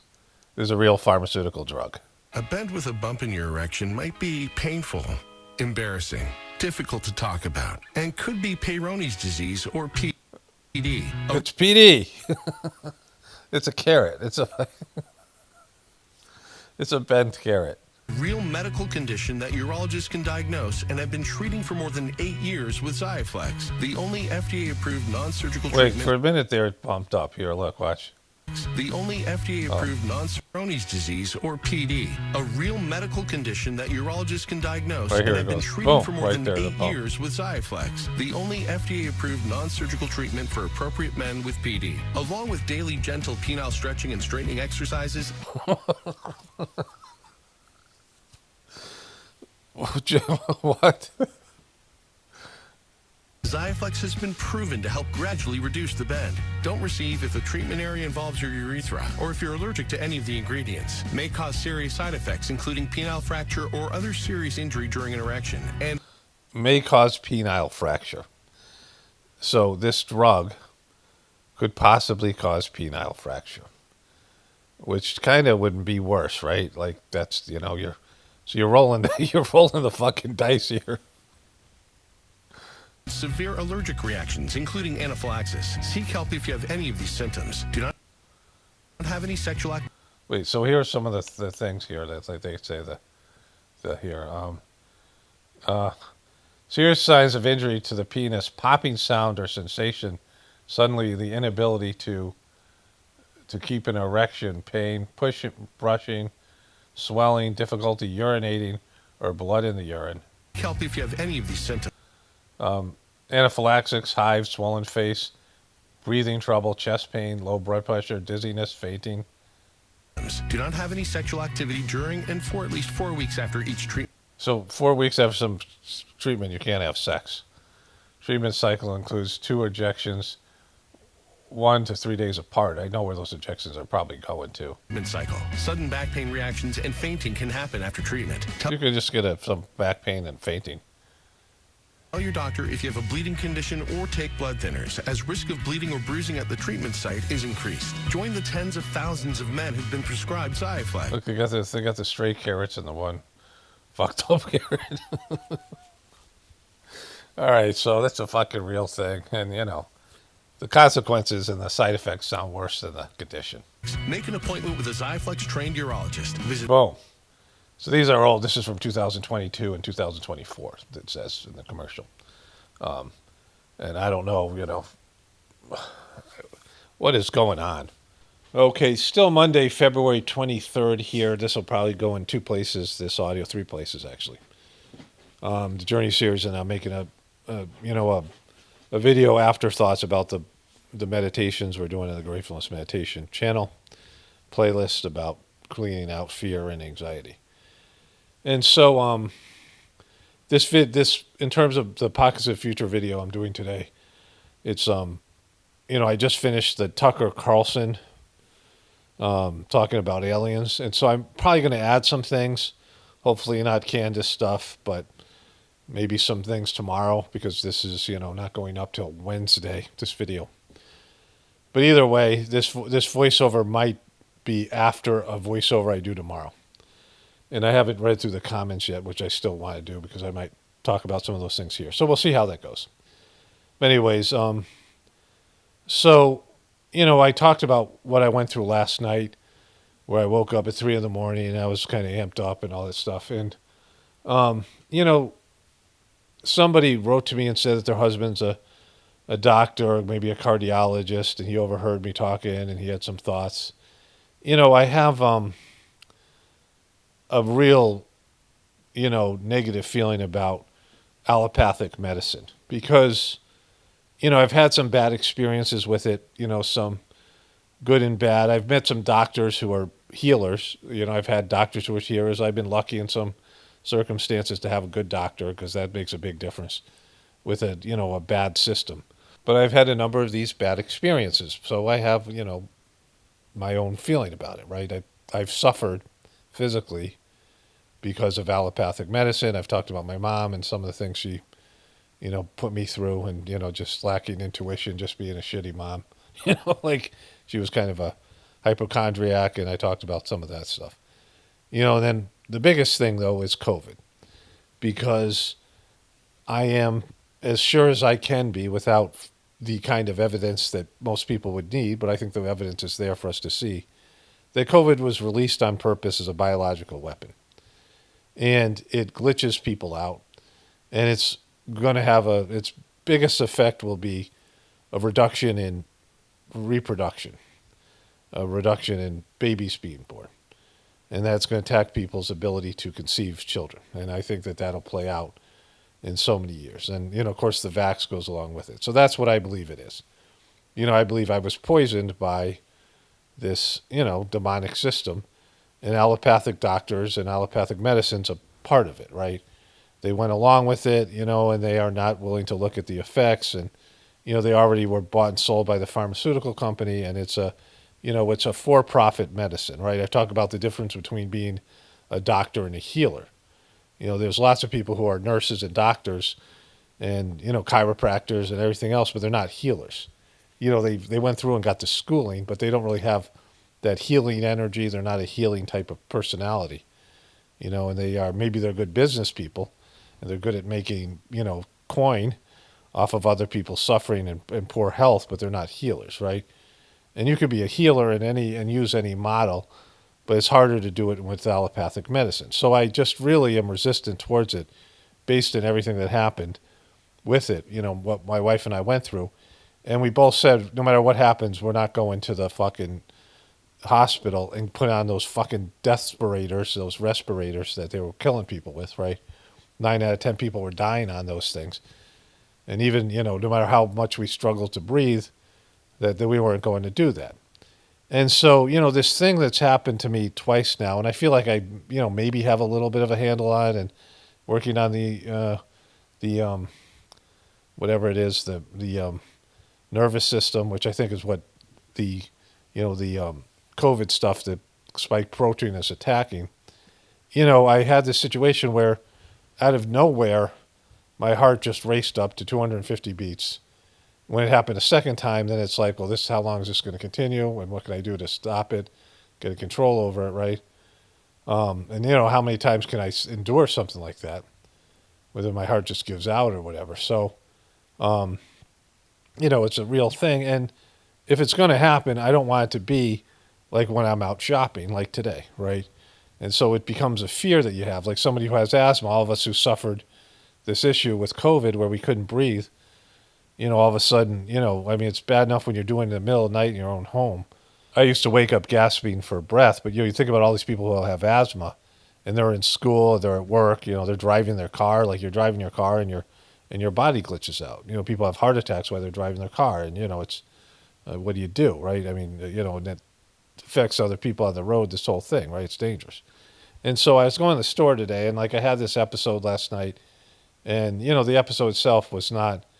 I could deal with that in a public situation, but the heartbeat thing I couldn't, and so it's a worrisome, right? It's just something I have to consider.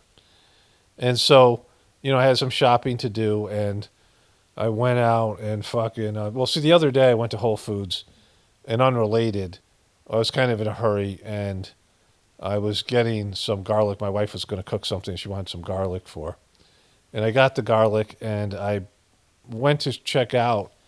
And I realized I didn't have this. I bring in these, our own grocery bags they have a little, the ability to, they're like little freezer bags, and they're pretty big. And it wasn't in the fucking thing. And I'm like, did I drop it? So I go to the front desk, wondering if somebody turned it in. And I went, wait a minute. And I went back to the cart, and I realized it wasn't my cart. I had taken somebody else's cart and I put a bunch of shit in mine, in their cart, and I thought I got it all out. I went and found my cart, and then I went back and checked out. But I'm like, Jesus fucking Christ. So, so that was my last shopping trip. And then I went in there today, and I went to Whole Foods, and my wife wanted me to return something to Amazon. You know, they have a place at Whole Foods now where you go. And I went over there, and there was nobody there. They said they weren't going to be back for another fucking 20 minutes. And they had the automatic fucking thing. And I'm just feeling a little bit like I don't want to spend more time than I have to in these stores. I kind of want to rush in and rush out. And so my wife had given me a piece of paper with a barcode, which where they have a machine, you can do it yourself. But the machine wouldn't accept the barcode. She usually would send it to my phone. Or the other times we've done it. And so, I'm like, there's all these things that sort of delayed me. There's just like people in the way, I was kind of in a hurry to just get out of there and get home, right? And then I went back, and there was a line. There was just only 2 people, but one person had like fucking 30 things there. And there's only one fucking person working. There's usually 5. Like they have 2 places you can return stuff, and it's kind of a big deal. It's a thing. I don't know if it's just earlier in the day or what. Usually I go maybe towards the middle of the day or whatever. And so, so I went there, and I went to another place, and I'm leaving, and there's a car that's pulling out while my car is pulling out, and I was kind of in the way. I would have to pull back in. The other guy stopped, so I pulled out, and fucking I started to drive, and the windshield wipers wouldn't go on. It was snowing. And I slowed down a little bit, and the guy started beep and get like fucking pissed, like he must have thought I cut him off or something. So I leave the parking lot, and he's behind me, and I think I hear him yelling at me. And it looks like he's like one of these fucking beta, non-testosterone having Generation Z or some young guy, but give me a piece of his mind. So he pulls up to the side of me, kind of, and I'm kind of wanting to see what he's going to do. And he pulls up in front of me, and he rolls down his window, and he starts doing sign language. And and I'm on my way home, and I'm like less stressed about the whole thing. And and the funny joke would have been for me to just give him the finger, because then somebody was slowed down in his lane, so I had to pass him again, because that would be the sign that I knew. And so I was going to pass him and give him the finger, but I just thought better of it because, in a way I, delayed the person, but he just overreacted. And so there's a few other things that happened, and I was like, it's just when something like this happens, where you don't have control over your body and it's just doing shit, and it's weird shit. It's not like, I could go to allopathic medicine, a doctor, and they would say one thing. I could get a second opinion from someone else, just like on my tooth. It's just exhausting when you can't trust the system because it's a for-profit system. And it's not about healing. It's not about doing what's best for you. There's an agenda there. And, I got to go back to the chiropractor, the holistic chiropractor. And I'm sure I don't even know what triggered this thing in the first place. Because there are some machines that they're using, like right around my midsection. The guy used this stuff that is like, I don't know, maybe it's like some sort of sonic thing to tighten up my diaphragm so that, the hiatal hernia wouldn't go back to what it was before. Which, it could be a number of things, right? It could be some new supplement I'm taking or just something else altogether. I have comfort that there's a plan. Like there's all these physical things you go through, all these traumas you go through in your life, difficulties, undesirable things, have spiritual benefit, and they're called a cleaning in the Sizemore system. And they have a beginning and the end. And I've lived enough, and I've gone through enough of these types of things to realize, that at some point it ends, right? Like at some point it'll be over one way or another. Ultimately your life, but you go through, difficult periods, and just like you have good periods, and, that ends too. Like nothing's lasts forever, and, you have these phases, and, it's difficult when you go through it, and then you get past it, and you're like, oh, it's not as bad as I thought, and, it doesn't seem as bad. There's a lot of I mean, the Sajmark system of meditation does not promise happiness, and there's ups and downs. And Master Charge, you once talked about how, you could be going on a sea voyage, and you hit rough waters, and you get halfway there, and you want to turn back because, it's just brutal. It's a brutal trip, but you're already halfway there, and you've just passed through all this bad weather. You want to go back through the bad weather you just passed through. You might as well just keep on going forward. But many people quit, on their spiritual journey because it gets fucking rough, and it's nothing that you can't handle, but it feels like you can't handle it until you do. And so, that's the kind of shit that I'm dealing with right now. All right, so let me end this one now, and then tomorrow I'll look at the comments and things like that for the rest of the video. I'll look at the comments from tonight's video and whatever's left from yesterday's video. And so that's it for now. Okay, so I just did a voiceover about the mental aspect of fears, which I'll include at the end of this video. I did a voiceover yesterday, which you just heard, and I have some comments to get to, and I want to talk about. A lot of people are sending me health stuff and stuff, which I want to talk about as well.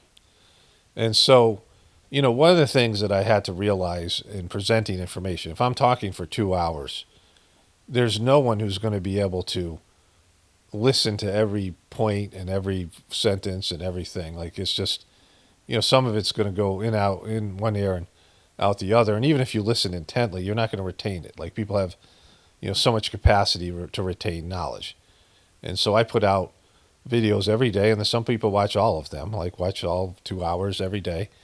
But there's no way you can retain it, right? There's just no way. And to expect people to do that, I myself can't retain it. Like, I don't even remember what I'm saying. Like, people will comment, 6 hours, 8 hours, 2 days after I do the video, and I don't know what they're talking about because I've moved on to the next one. So, we have a limited capacity to gather and retain information, right? So that's, something that you always have to be aware of when you're talking to people. That's why AI is so great. Not that it's great, but it's, people love it. Because the AI can listen to you and can listen to every word that you're saying. And, maybe not in a way that a human would, but, they can hear all of you have to say. But, if you talk too much to a person, there's too much information coming. That's like if you're having an issue with somebody, you want to make it simple. Like, because person's going to be defensive when you're talking to them, right? And if you laundry list them and make it, they get overwhelmed and they shut down. And so, you always, when you're talking, you have to remember people have a limited ability to receive something. And that was, came clear to me when I received this comment here. Let me see, I found it here. Here it is. Paul, I hope you feel better, but I swear you said blue balls under all your sickness. That sucks. And I did not say I was experiencing blue balls. What I had said was this. And again, I'm not faulting this person because of what I just said, right? Like, that's what you have to remember. Like, that's the person took away from that because they heard me say blue balls. And so what I was saying is there are vascular issues. There's no heart issues in my family. Like, nobody had a heart condition. Nobody had, like, my siblings. I don't know of anybody that had a heart condition. But there was vascular things, right? And so the vascular things were migraines. Migraine is a vascular, blood vessel type of thing. That's things with blood vessels. And so migraines, my dad suffered from aura, but he didn't have the migraine. Like, he got the aura that I had. But there's, other people have migraines in my family. Of course, I had the head injury.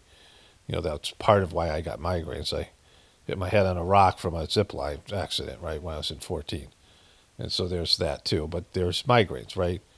And, you have these things and weaknesses in your system, or things where, everybody has some, issues, some where physical things are expressed and, spiritual things come through. So migraines was one of those things. And that's vascular, like vascular congestion. Also hemorrhoids. Both my parents suffered from hemorrhoids. I had a hemorrhoid issue, which I was really bummed about because, it was like I saw it with my parents and, whatever it was, or, I knew about it. And I was like, well, that sucks. And then I was like, well, that's going to happen to you, right? So there was that. Hemorrhoids and blue balls was something, that was prevalent because that's vascular swelling. It's all the same stuff. So what I was saying is those are the things that I have to look out for, like the whatever it was. Maybe there was something else there. Varicose veins my mom had, things like that, which I mean, that usually goes with pregnancy. But there's these things, right, where there's no heart issues, but there is vascular issues, right? There's some of these vascular tendencies. In terms of the acupuncture stuff, I'm a liver type, right? There's 3 acupuncture schools in New Mexico, and I knew the person in charge of these kids who were graduating, who needed patients to exam for their examination, right, to graduate. Like, they have a licensing board that they have to pass a test. They have to be able to diagnose you. And I was known as a liver type, right? Like, one of the ways that they say is you like vinegar. Like, I'm a person like vinegar, sour things like that, pickles, whatever it might be a liver type. Like, that would be one of the things that they would ask you. And there's a liver 3-point on your foot, like between your big toe and the toe next to it. And if that's sensitive, like, they would see that that's like they were pushing, like, by the end of the day, that thing was aching because they were all, this is how they were testing me. But I was known as a liver type, and liver people have, anger issues and some of these other things, right? There's things that go with it, right? So you have these tendencies. That's what I was saying. But like I said before, this was about how people don't have the capacity to hear every word you're saying. So this person left with, me saying that I was having blue balls. But really what I was trying to say is that, what I was experiencing with my heart seemed like it was a migraine. It was another way of me, like I have these glitch outs with the migraines. Like, I get cold. There's these things I get, these aspects of these things. And so, but, like I was saying, you have these weaknesses in your system. So the other piece to this is I got a lot of people writing to me, and I'm going to read some comments here in a bit. But I got a lot of people writing to me about what I should do. And, like, people are not aware of how I'm receiving the stuff on my end. And so the first part of this is the human mind, you don't want it working against you. And I don't want to be somebody worried about all these things. Like, people trying to diagnose me and saying, this is what I think you have. Or there's a woman said her husband was a doctor and he's a cardiologist and he says I might have this. That's not helpful for me. I'm not trying to, say anything. I'm not negative towards the people. I think they're all trying to be helpful and they're concerned. So this isn't me. But I'm just saying, like, in terms of receiving information on my end, like, I don't need to worry about that stuff, right? Like, I just need to know what I need to do. Like, in terms of, there's a positivity aspect in the Sajmark system where you set a goal and you achieve that goal and you don't think about the negative stuff. Like, if there's an obstacle, you clean it, you move it away, and then you keep on moving. If you notice there's something inside your system that has to be removed, like, I'm doing this fear thing, fear and anxiety, targeting those things using the cleaning system, the Sajmark method, and the gratefulness meditation that we do here. But, in terms of, like, it's not good to worry about stuff because that creates stress and cortisol and all the negative effects that stress causes. And I don't, need that added to what I'm doing here. And so when people are presenting information to me, it'd be better if they think about, like, that kind of way that I'm receiving it, right? And I don't want anybody feeling bad or feeling like they have to apologize. Like, that's not, I'm just expressing, what it's like on my end, so people will adapt to that because it's, if you're trying to be helpful, this is the way to be helpful. Like, I had a few people sent me a lot of videos and a lot of things about, how to approach healthcare and, some of these things. And I just don't have the time and energy to put into all that stuff because I had probably 10 people that sent me, like, a long, either long messages on these things. And so I'm overwhelmed by it. And I'm, dyslexic. I have millions of comments over the years. And, I have my own perspective of healthcare, and there's a lot of this stuff could be helpful. And I've gotten things from viewers that have helped me health-wise and other things. Like, people have suggested things and, but it's like a needle in a haystack. I'm getting all this stuff and I can't possibly absorb it all. Right. So, there was, somebody who wrote a comment, and it was a long comment about, health stuff. And the person thought, like, I really need to see it, but they said that they have dyslexia. So they typed it all in cap letters. And I'm like, well, I have dyslexia too, and I'm not going to be able to read this shit, right? Like, I can't read all cap letters. Like, I just, Like I'm already, I mean, especially these long comments, I get immediately overwhelmed. And, I just comb through them, and being dyslexic doesn't help with any of that kind of stuff. So, like it's just, but the most important thing is that there shouldn't be anything that's going to be, like panic or fear about it. Like, whatever's going to happen is going to happen.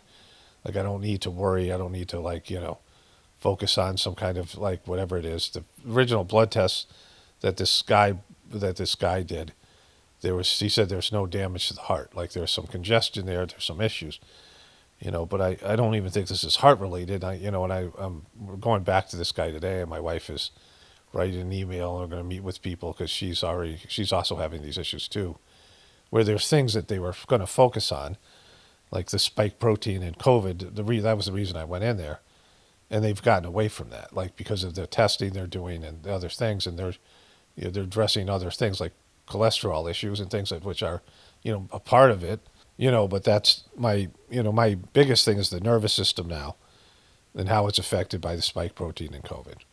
And when I first went in there, the doctor said that the spike protein is in every disease now. It's kind of morphed into all these various illnesses, so people are passing it back and forth, and, it's just a part of what you have to deal with, but hasn't given me his protocol yet. That would be the first thing that he should have done, right? Years ago when I was in graduate school, there was a professor, and he listed a bunch of symptoms. And those symptoms, one of them was insomnia. And he asked, the class, what should you deal with first? And people said, well, the depression or, the various other symptoms. And he said it's the insomnia. Because insomnia is life-threatening, and if you're not sleeping, how the fuck are you going to deal with any of these other problems, right? How are you going to deal with the depression? Like if you treat the insomnia, maybe that's what, that some of these other problems will disappear, right? So you have to, figure out what is the number one thing. And, my health has taken a turn when I got COVID. And so this guy was, when I went to this doctor before, we were talking, the vaccine hadn't come out yet. And he said, well, if it comes out, I can make a homeopathic remedy to negate the effects of it, right? Which I'm not sure I think maybe he was overstating. But, that would be important now, right? So, because now it's just everywhere and people are all having to deal with it, whether they're aware of it or not. And it's, for me, I think it's definitely a nervous system. It attacks the nervous system, and that affects these other things, right? Where you think you have asthma or your heart starts, has these erratic heartbeats and things. It's not a heart issue. It's it's the communication. It's the way your nervous system is interacting with your organs and the other parts of your body, and it's affecting them in some way. So that's, that's my, at least for me, what I'm interested in dealing with first. But I don't want to, overthink about it. Like, I'm talking about it here with you guys because I'm going through it and it's affecting me. But, I want to be able to live my life. I can't, focus on it in some way that's, causing the problem. It becomes a self-fulfilling prophecy, right? I was talking about this with the fear thing, which you'll hear. But if you start, focusing on fears and thinking about things to be scared of, then you create more fear, and you create, a nightmare scenario where, if you're thinking about your goal and, the things that are positive and and the obstacles are just something to remove, then it becomes something else. And I talk about that in a bit here when I put the other voiceover in. But in terms of, people being helpful or not, like just think about how the comment is going to, what the information that you're trying to convey to me is going to affect me. And it just can't be a lot, like, especially not now because I'm dealing with all these things, trying to figure it out, and I'm doing my own research. And then there's so many people sending me things, and, and I don't need like a whole new philosophy or people that might agree with my philosophy. Like I don't need any of that stuff. Like I need, specific things. Like people know a remedy, they know a thing like this, whatever it is, in a positive way, like something that's solution focused, right? That's not about diagnosing things or saying I should go to this doctor or that doctor, because I'm not going to like it's not going to work with me, the stuff that the doctor would give. If I went to an allopathic doctor and they gave me pharmaceutical drugs and, whatever procedures or whatever they were going to do, and and I might go to another doctor and they have a completely different diagnosis, and and none of those things would work for me, right? So I have to go with what I know works, and also the spiritual component of it, right? And then just dealing with the stuff that's in front of me, and it's clear to me that the first thing would deal with the the COVID stuff, right? You know, the effects of the spike protein, and then also the nervous system aspect, and then make sure that this doesn't repeat the rapid heartbeat, and then start dealing with the other things. Like I'm focused on losing weight, and I want to get back to exercising, but if I'm worried about my heart being my heart issue, like I have some kind of heart issue that's preventing me from exercising, like I have to worry about getting my heart rate up because it's my heart's been damaged in some way. If I'm thinking about it that way, then I don't exercise, and then I have more health problems and more heart problems, right? It just has to be, something where I can deal with the issues that are there, and then as soon as I can get back to, living a natural, healthy life. Because, once you can't do that, then what's the point, right? Like, I'd rather, go out living a natural, healthy life than live in fear and worry and, try to milk as much time as possible and not live at all, right? So, and just being negative and worried and focused on all that kind of stuff. So anyways, that's the stuff I want to say. I'll look through the comments. I have a few comments I want to address here, and I'll do that after breakfast, I guess. So just one more thing about this. There's an element is like you're going to hear what you need to hear, and sometimes you might reject it, but some things are just going to stand out. Like some things are going to pop.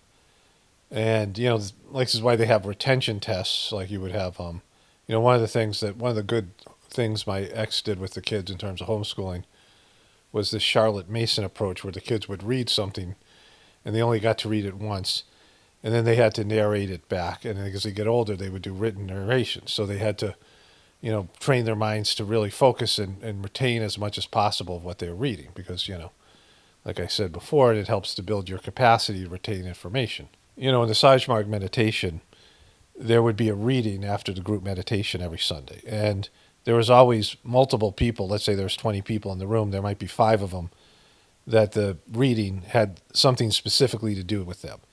And the reading might have various points in it. So each person would have something specific in there.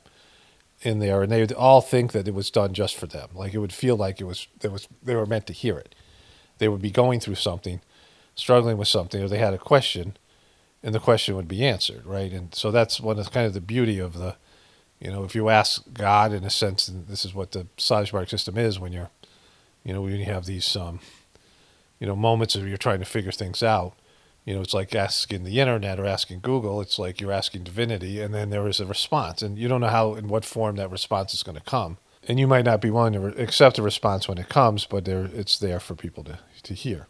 And so Master Charji, the third master of the system, he used to edit Babaji's works. Babaji was, not a educated person. Like he wanted to be an original thinker, so he quit school at a young age.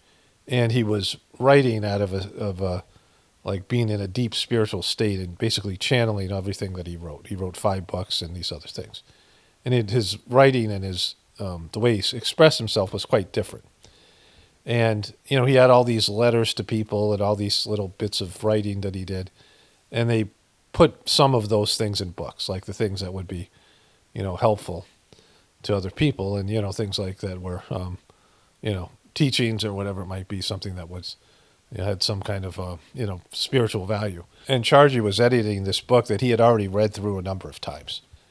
And Babaji said something that Charji said, that when I read this, my spiritual progress began and ended on that day. Like this is what I needed to hear. What's the focus of a spiritual progress? And Babaji said, I never ever thought what was my master's was not also mine as well. Which meant, everything that, in a sense, God, and this is the reference to the Divine Master, everything that Divine Master has is also yours. Like everything that God has is also yours. Not in a possessive way, but in a capacity way. Like in, all the resources that are available in the universe are available to you. And Charji read that, and he had read it numerous times, and it never registered. And then one day it did. And he said it changed his whole orientation to the system and to life, and it was where he, excelled as a spiritual person, right? But so many other people read that, and and he talked about it, and so they heard it when he talked about it as well. And it didn't have the same effect, right, as it did with him, because it wasn't, their thing, and it, it wasn't, they're not ready, or, I mean, for me as well, like, all of us, it didn't, we didn't have it. Well, I understood what it meant and why it was effective for him, but I didn't have the same kind of reaction, right? Okay, so let's get into the comments here.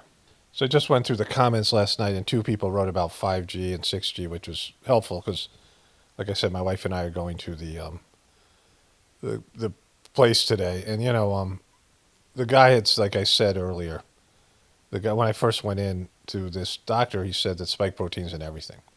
And I was saying to my wife, that's, and some of this stuff might have get lost in communication. There's multiple different people you go to, but the supplements that I want and the treatment that I want is first and foremost is for the effects of the spike protein and, negating that to whatever extent.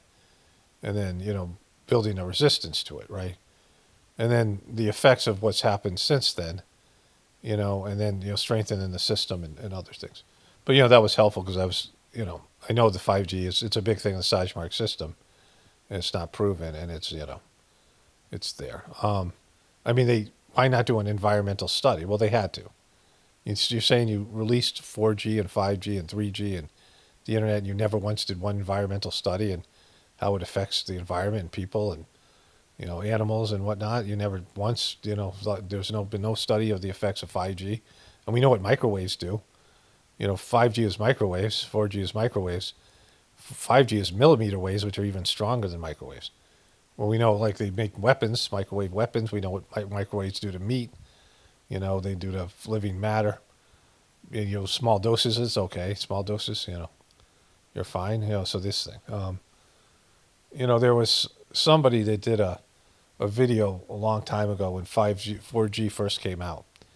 And it was a husband and wife, and they both videoed each other while they were sleeping.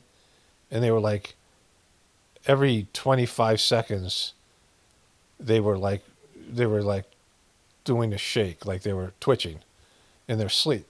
And they found out that they had a smart meter that was installed. Remember the smart meters now that they have, that they pulsate, and they're sending information every 25 seconds. Like, so every time it sent out a little zing of whatever it was, microwave energy and communicating. Now these things were starting to communicate with appliances. They're starting to gather data on everybody. This data, this massive data thing that's happening.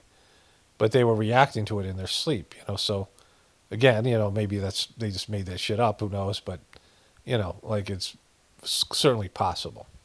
So there's that. So here's some comments from today, and I had some from yesterday. A person writes, this guy can't be trusted. Meaning me. And I'm like, yeah, great, don't trust me. Like, I'm not asking for your trust. There's never, ever should you ever think that I am thinking you should trust me. I don't want that fucking pressure or stress on me, Like, you should definitely not trust me or anybody else. Like, I don't, I mean, not in a suspicious, paranoid way, but like, just, even if people are telling you the truth, they might be fucked up, right? Or they might, I mean, they might be warped in some way. Like, it doesn't matter. It doesn't mean that they're trying to deceive you, but they're just fucked up, right? People are fucked up and do fucked up things. I mean, there's lots of good people that, lie about Santa Claus to their kids, right? And, don't think about it because they just go along with everybody else or just repeat the lies that they were told, in the system. So, like, when did I ever say I want your trust? Like, I'm not selling you something, right? Like, I expect people not to trust me or anybody else. Somebody wrote, it's a short movie called Shabbat Goy. 3 laughing emojis, or 3 different laughing emojis. Also, Edible Plants Guide. That's the name of my book that I guess I was talking about. Shabbat Goy is a story of a woman who, I told this thing, some kid goes in, they're having Shabbat dinner, and they can't, turn things on and off. And some kid turns on her vibrator, and she has to go out, and she gets some dude to turn it off. It's a black dude, and so, there's all this interaction with her family as the guy sneaks into her house. She's got to pay him to turn off her thing, right? So, like, it's called Shabbat Goy. That's why I looked at it, right? Because of the word Goy. So there's that. So people are interested in good short film. Another person wrote, "You're full of crap," with the smiley laughing emoji. Short and to the point today. Can't trust this guy, and I'm full of crap. That's the Hey Huckabee ambassadors are supposed to work for their own country. Somehow that made me full of crap. And then a person wrote, perhaps Daji also granted a boon. So I talked about how in the Sajmark system, ancient Indian tradition, these people would do these things called austerities to get boons, where they would do an austerity to a certain, higher developed soul. And if they did a certain level of like suffering, like fasting or meditating or praying, they would sit under a tree and meditate for like 5 years or something crazy like that. If they did it, if they did the required fucking suffering, they would be granted a boon, and the boon always fucked them over. Whatever they asked for in terms of this blessing, this spiritual gift, usually not a spiritual one, something like wealth or whatever, it always backfired and it hurt them, right? It was, and so the person wrote about this guy Daji who turned out to be a piece of shit. Maybe he was given a boon. And I just think, I mean, I don't even know what happened with him.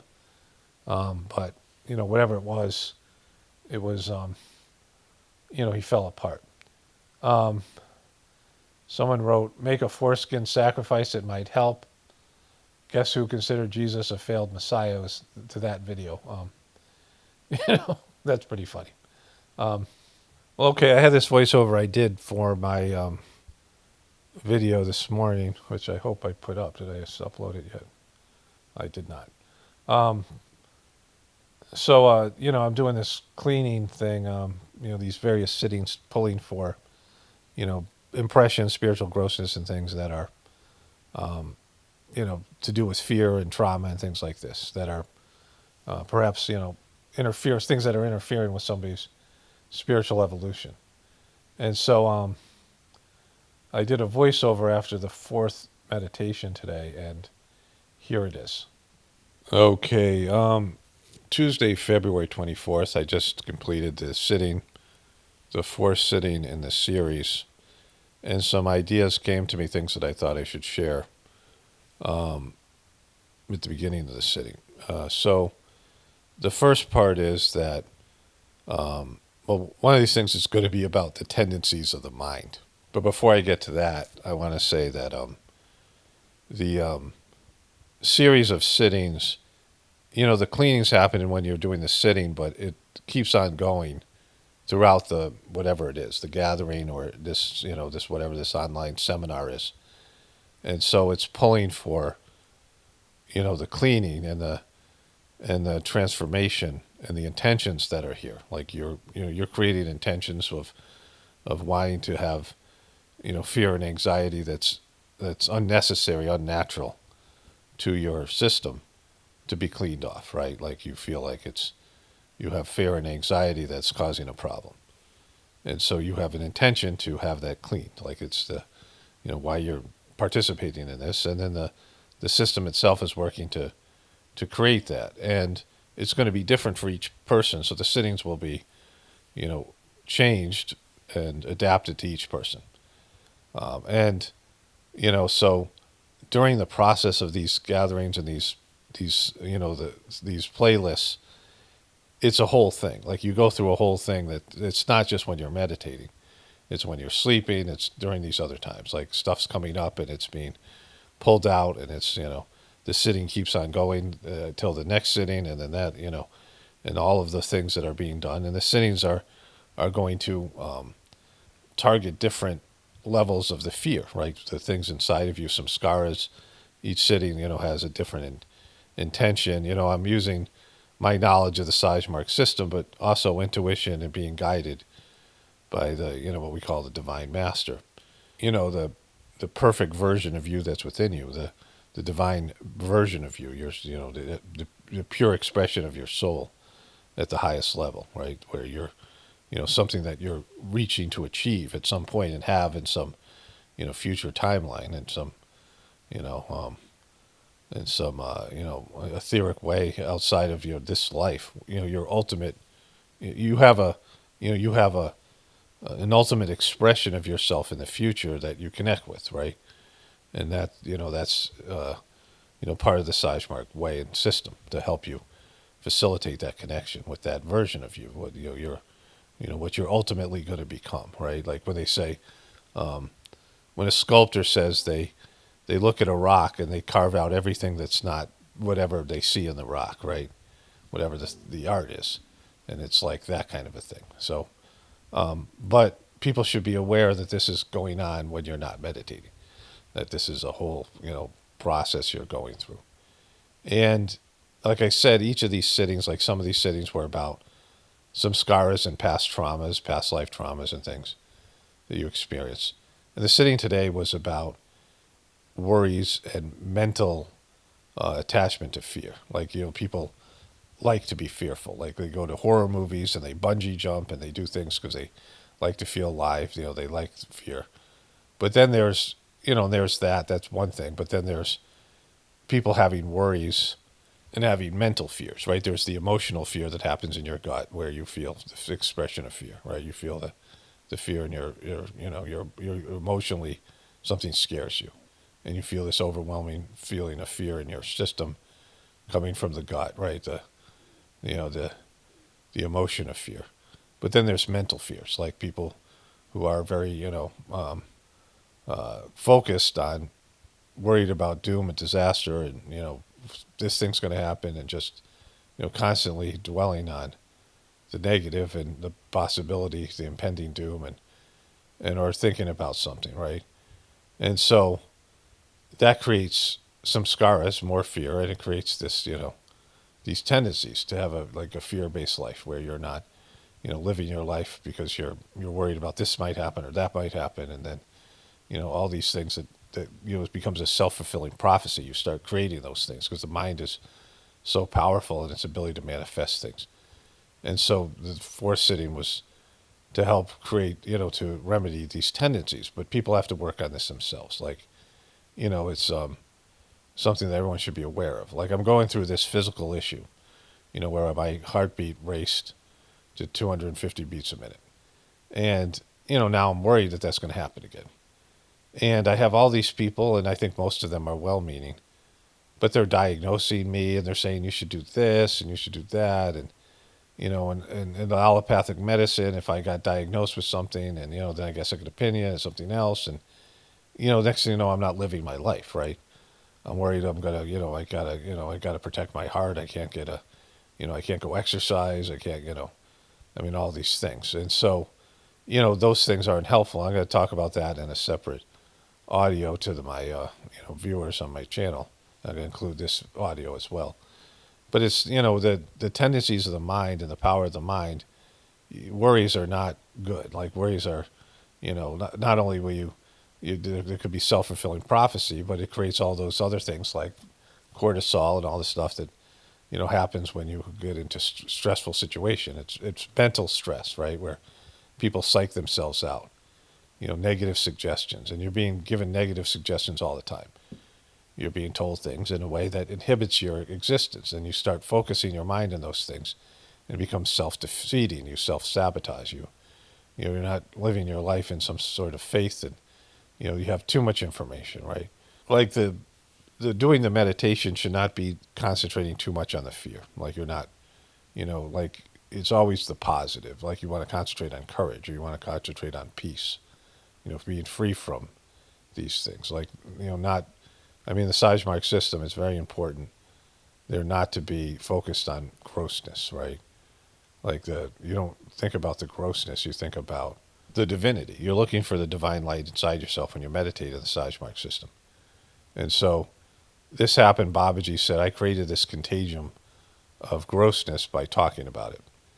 Because people would come, Master Charji said, like, people come up to me and be like, clean me, right? This, getting these sittings and these cleanings. And that's, the opposite of what's supposed to happen. You're focusing on your goal, and you're focusing on God. You're not worried about the grossness. The grossness is being cleaned out. You're not looking for grossness. Also, preceptors were looking for grossness. And they were, possibly creating it. And so they had to, there's this whole training about that, like to be, you're looking for the light, and if something is in the way, you clean it, but you don't focus on it. You're not looking, when you're cleaning your bathroom or your, kitchen, you're sweeping. you're not focused on every particle of dirt. You're just trying to get whatever's there, and you sweep it up, and then it's gone. You're removing something, right? And you're throwing it away. You're not concentrating on it. And, what does this piece of dirt think? Like, I wonder what this, I wonder what the lifespan of this, thing is, whatever this dust. You're just getting rid of something, right? You want you want the floor to sparkle, and you want to have a clean floor, and you're removing anything that's not the part of that. So that's, the attitude that has to be there. It's always in the positive. And so, along with whatever is cleaning is going on, the mental tendencies of the person has to change. Like, people can't be focused on fear and whatever's going on. Like, people have to live your life. Death is there waiting for all of us. If we start focusing on it, we can't live our life, right? We're worried about death our whole life, then we're not going to live a life. And so this is, sort of the need of the day, right? And this is the positivity that needs to be there. You have a goal, and you're working on the goal, and if there's an obstacle, you problem solve, and you remove the obstacle, and you keep on going on your path, right? Your journey. Like, there's, if every one of us stopped, when we got a flat tire, or, there was some kind of, we had to change fucking flights because, whatever. If everyone just gave up on the journey, then, no one would do anything. Like, no one would accomplish anything. There's always going to be obstacles. There's always going to be impediments. And so the idea is, if these impediments are there, then let's find a way to get rid of them, remove them, and then move forward. And so this is what these playlists are for. And these things that are targeted on a specific area for people who are struggling with fear and anxiety, then this is, to help them deal with that, right, as these things come up. But the idea is that you're always focusing on the positive and the goal. Okay, I think that's what I needed to say there, and I'll comment more tomorrow on the next sitting, and when I take this sitting tonight. Okay, so that'll be it for this video. Only spirituality will save this world. It's paramount, definitely pointing for the apocalypse and the ascension. Everyone have a blessed day and be grateful.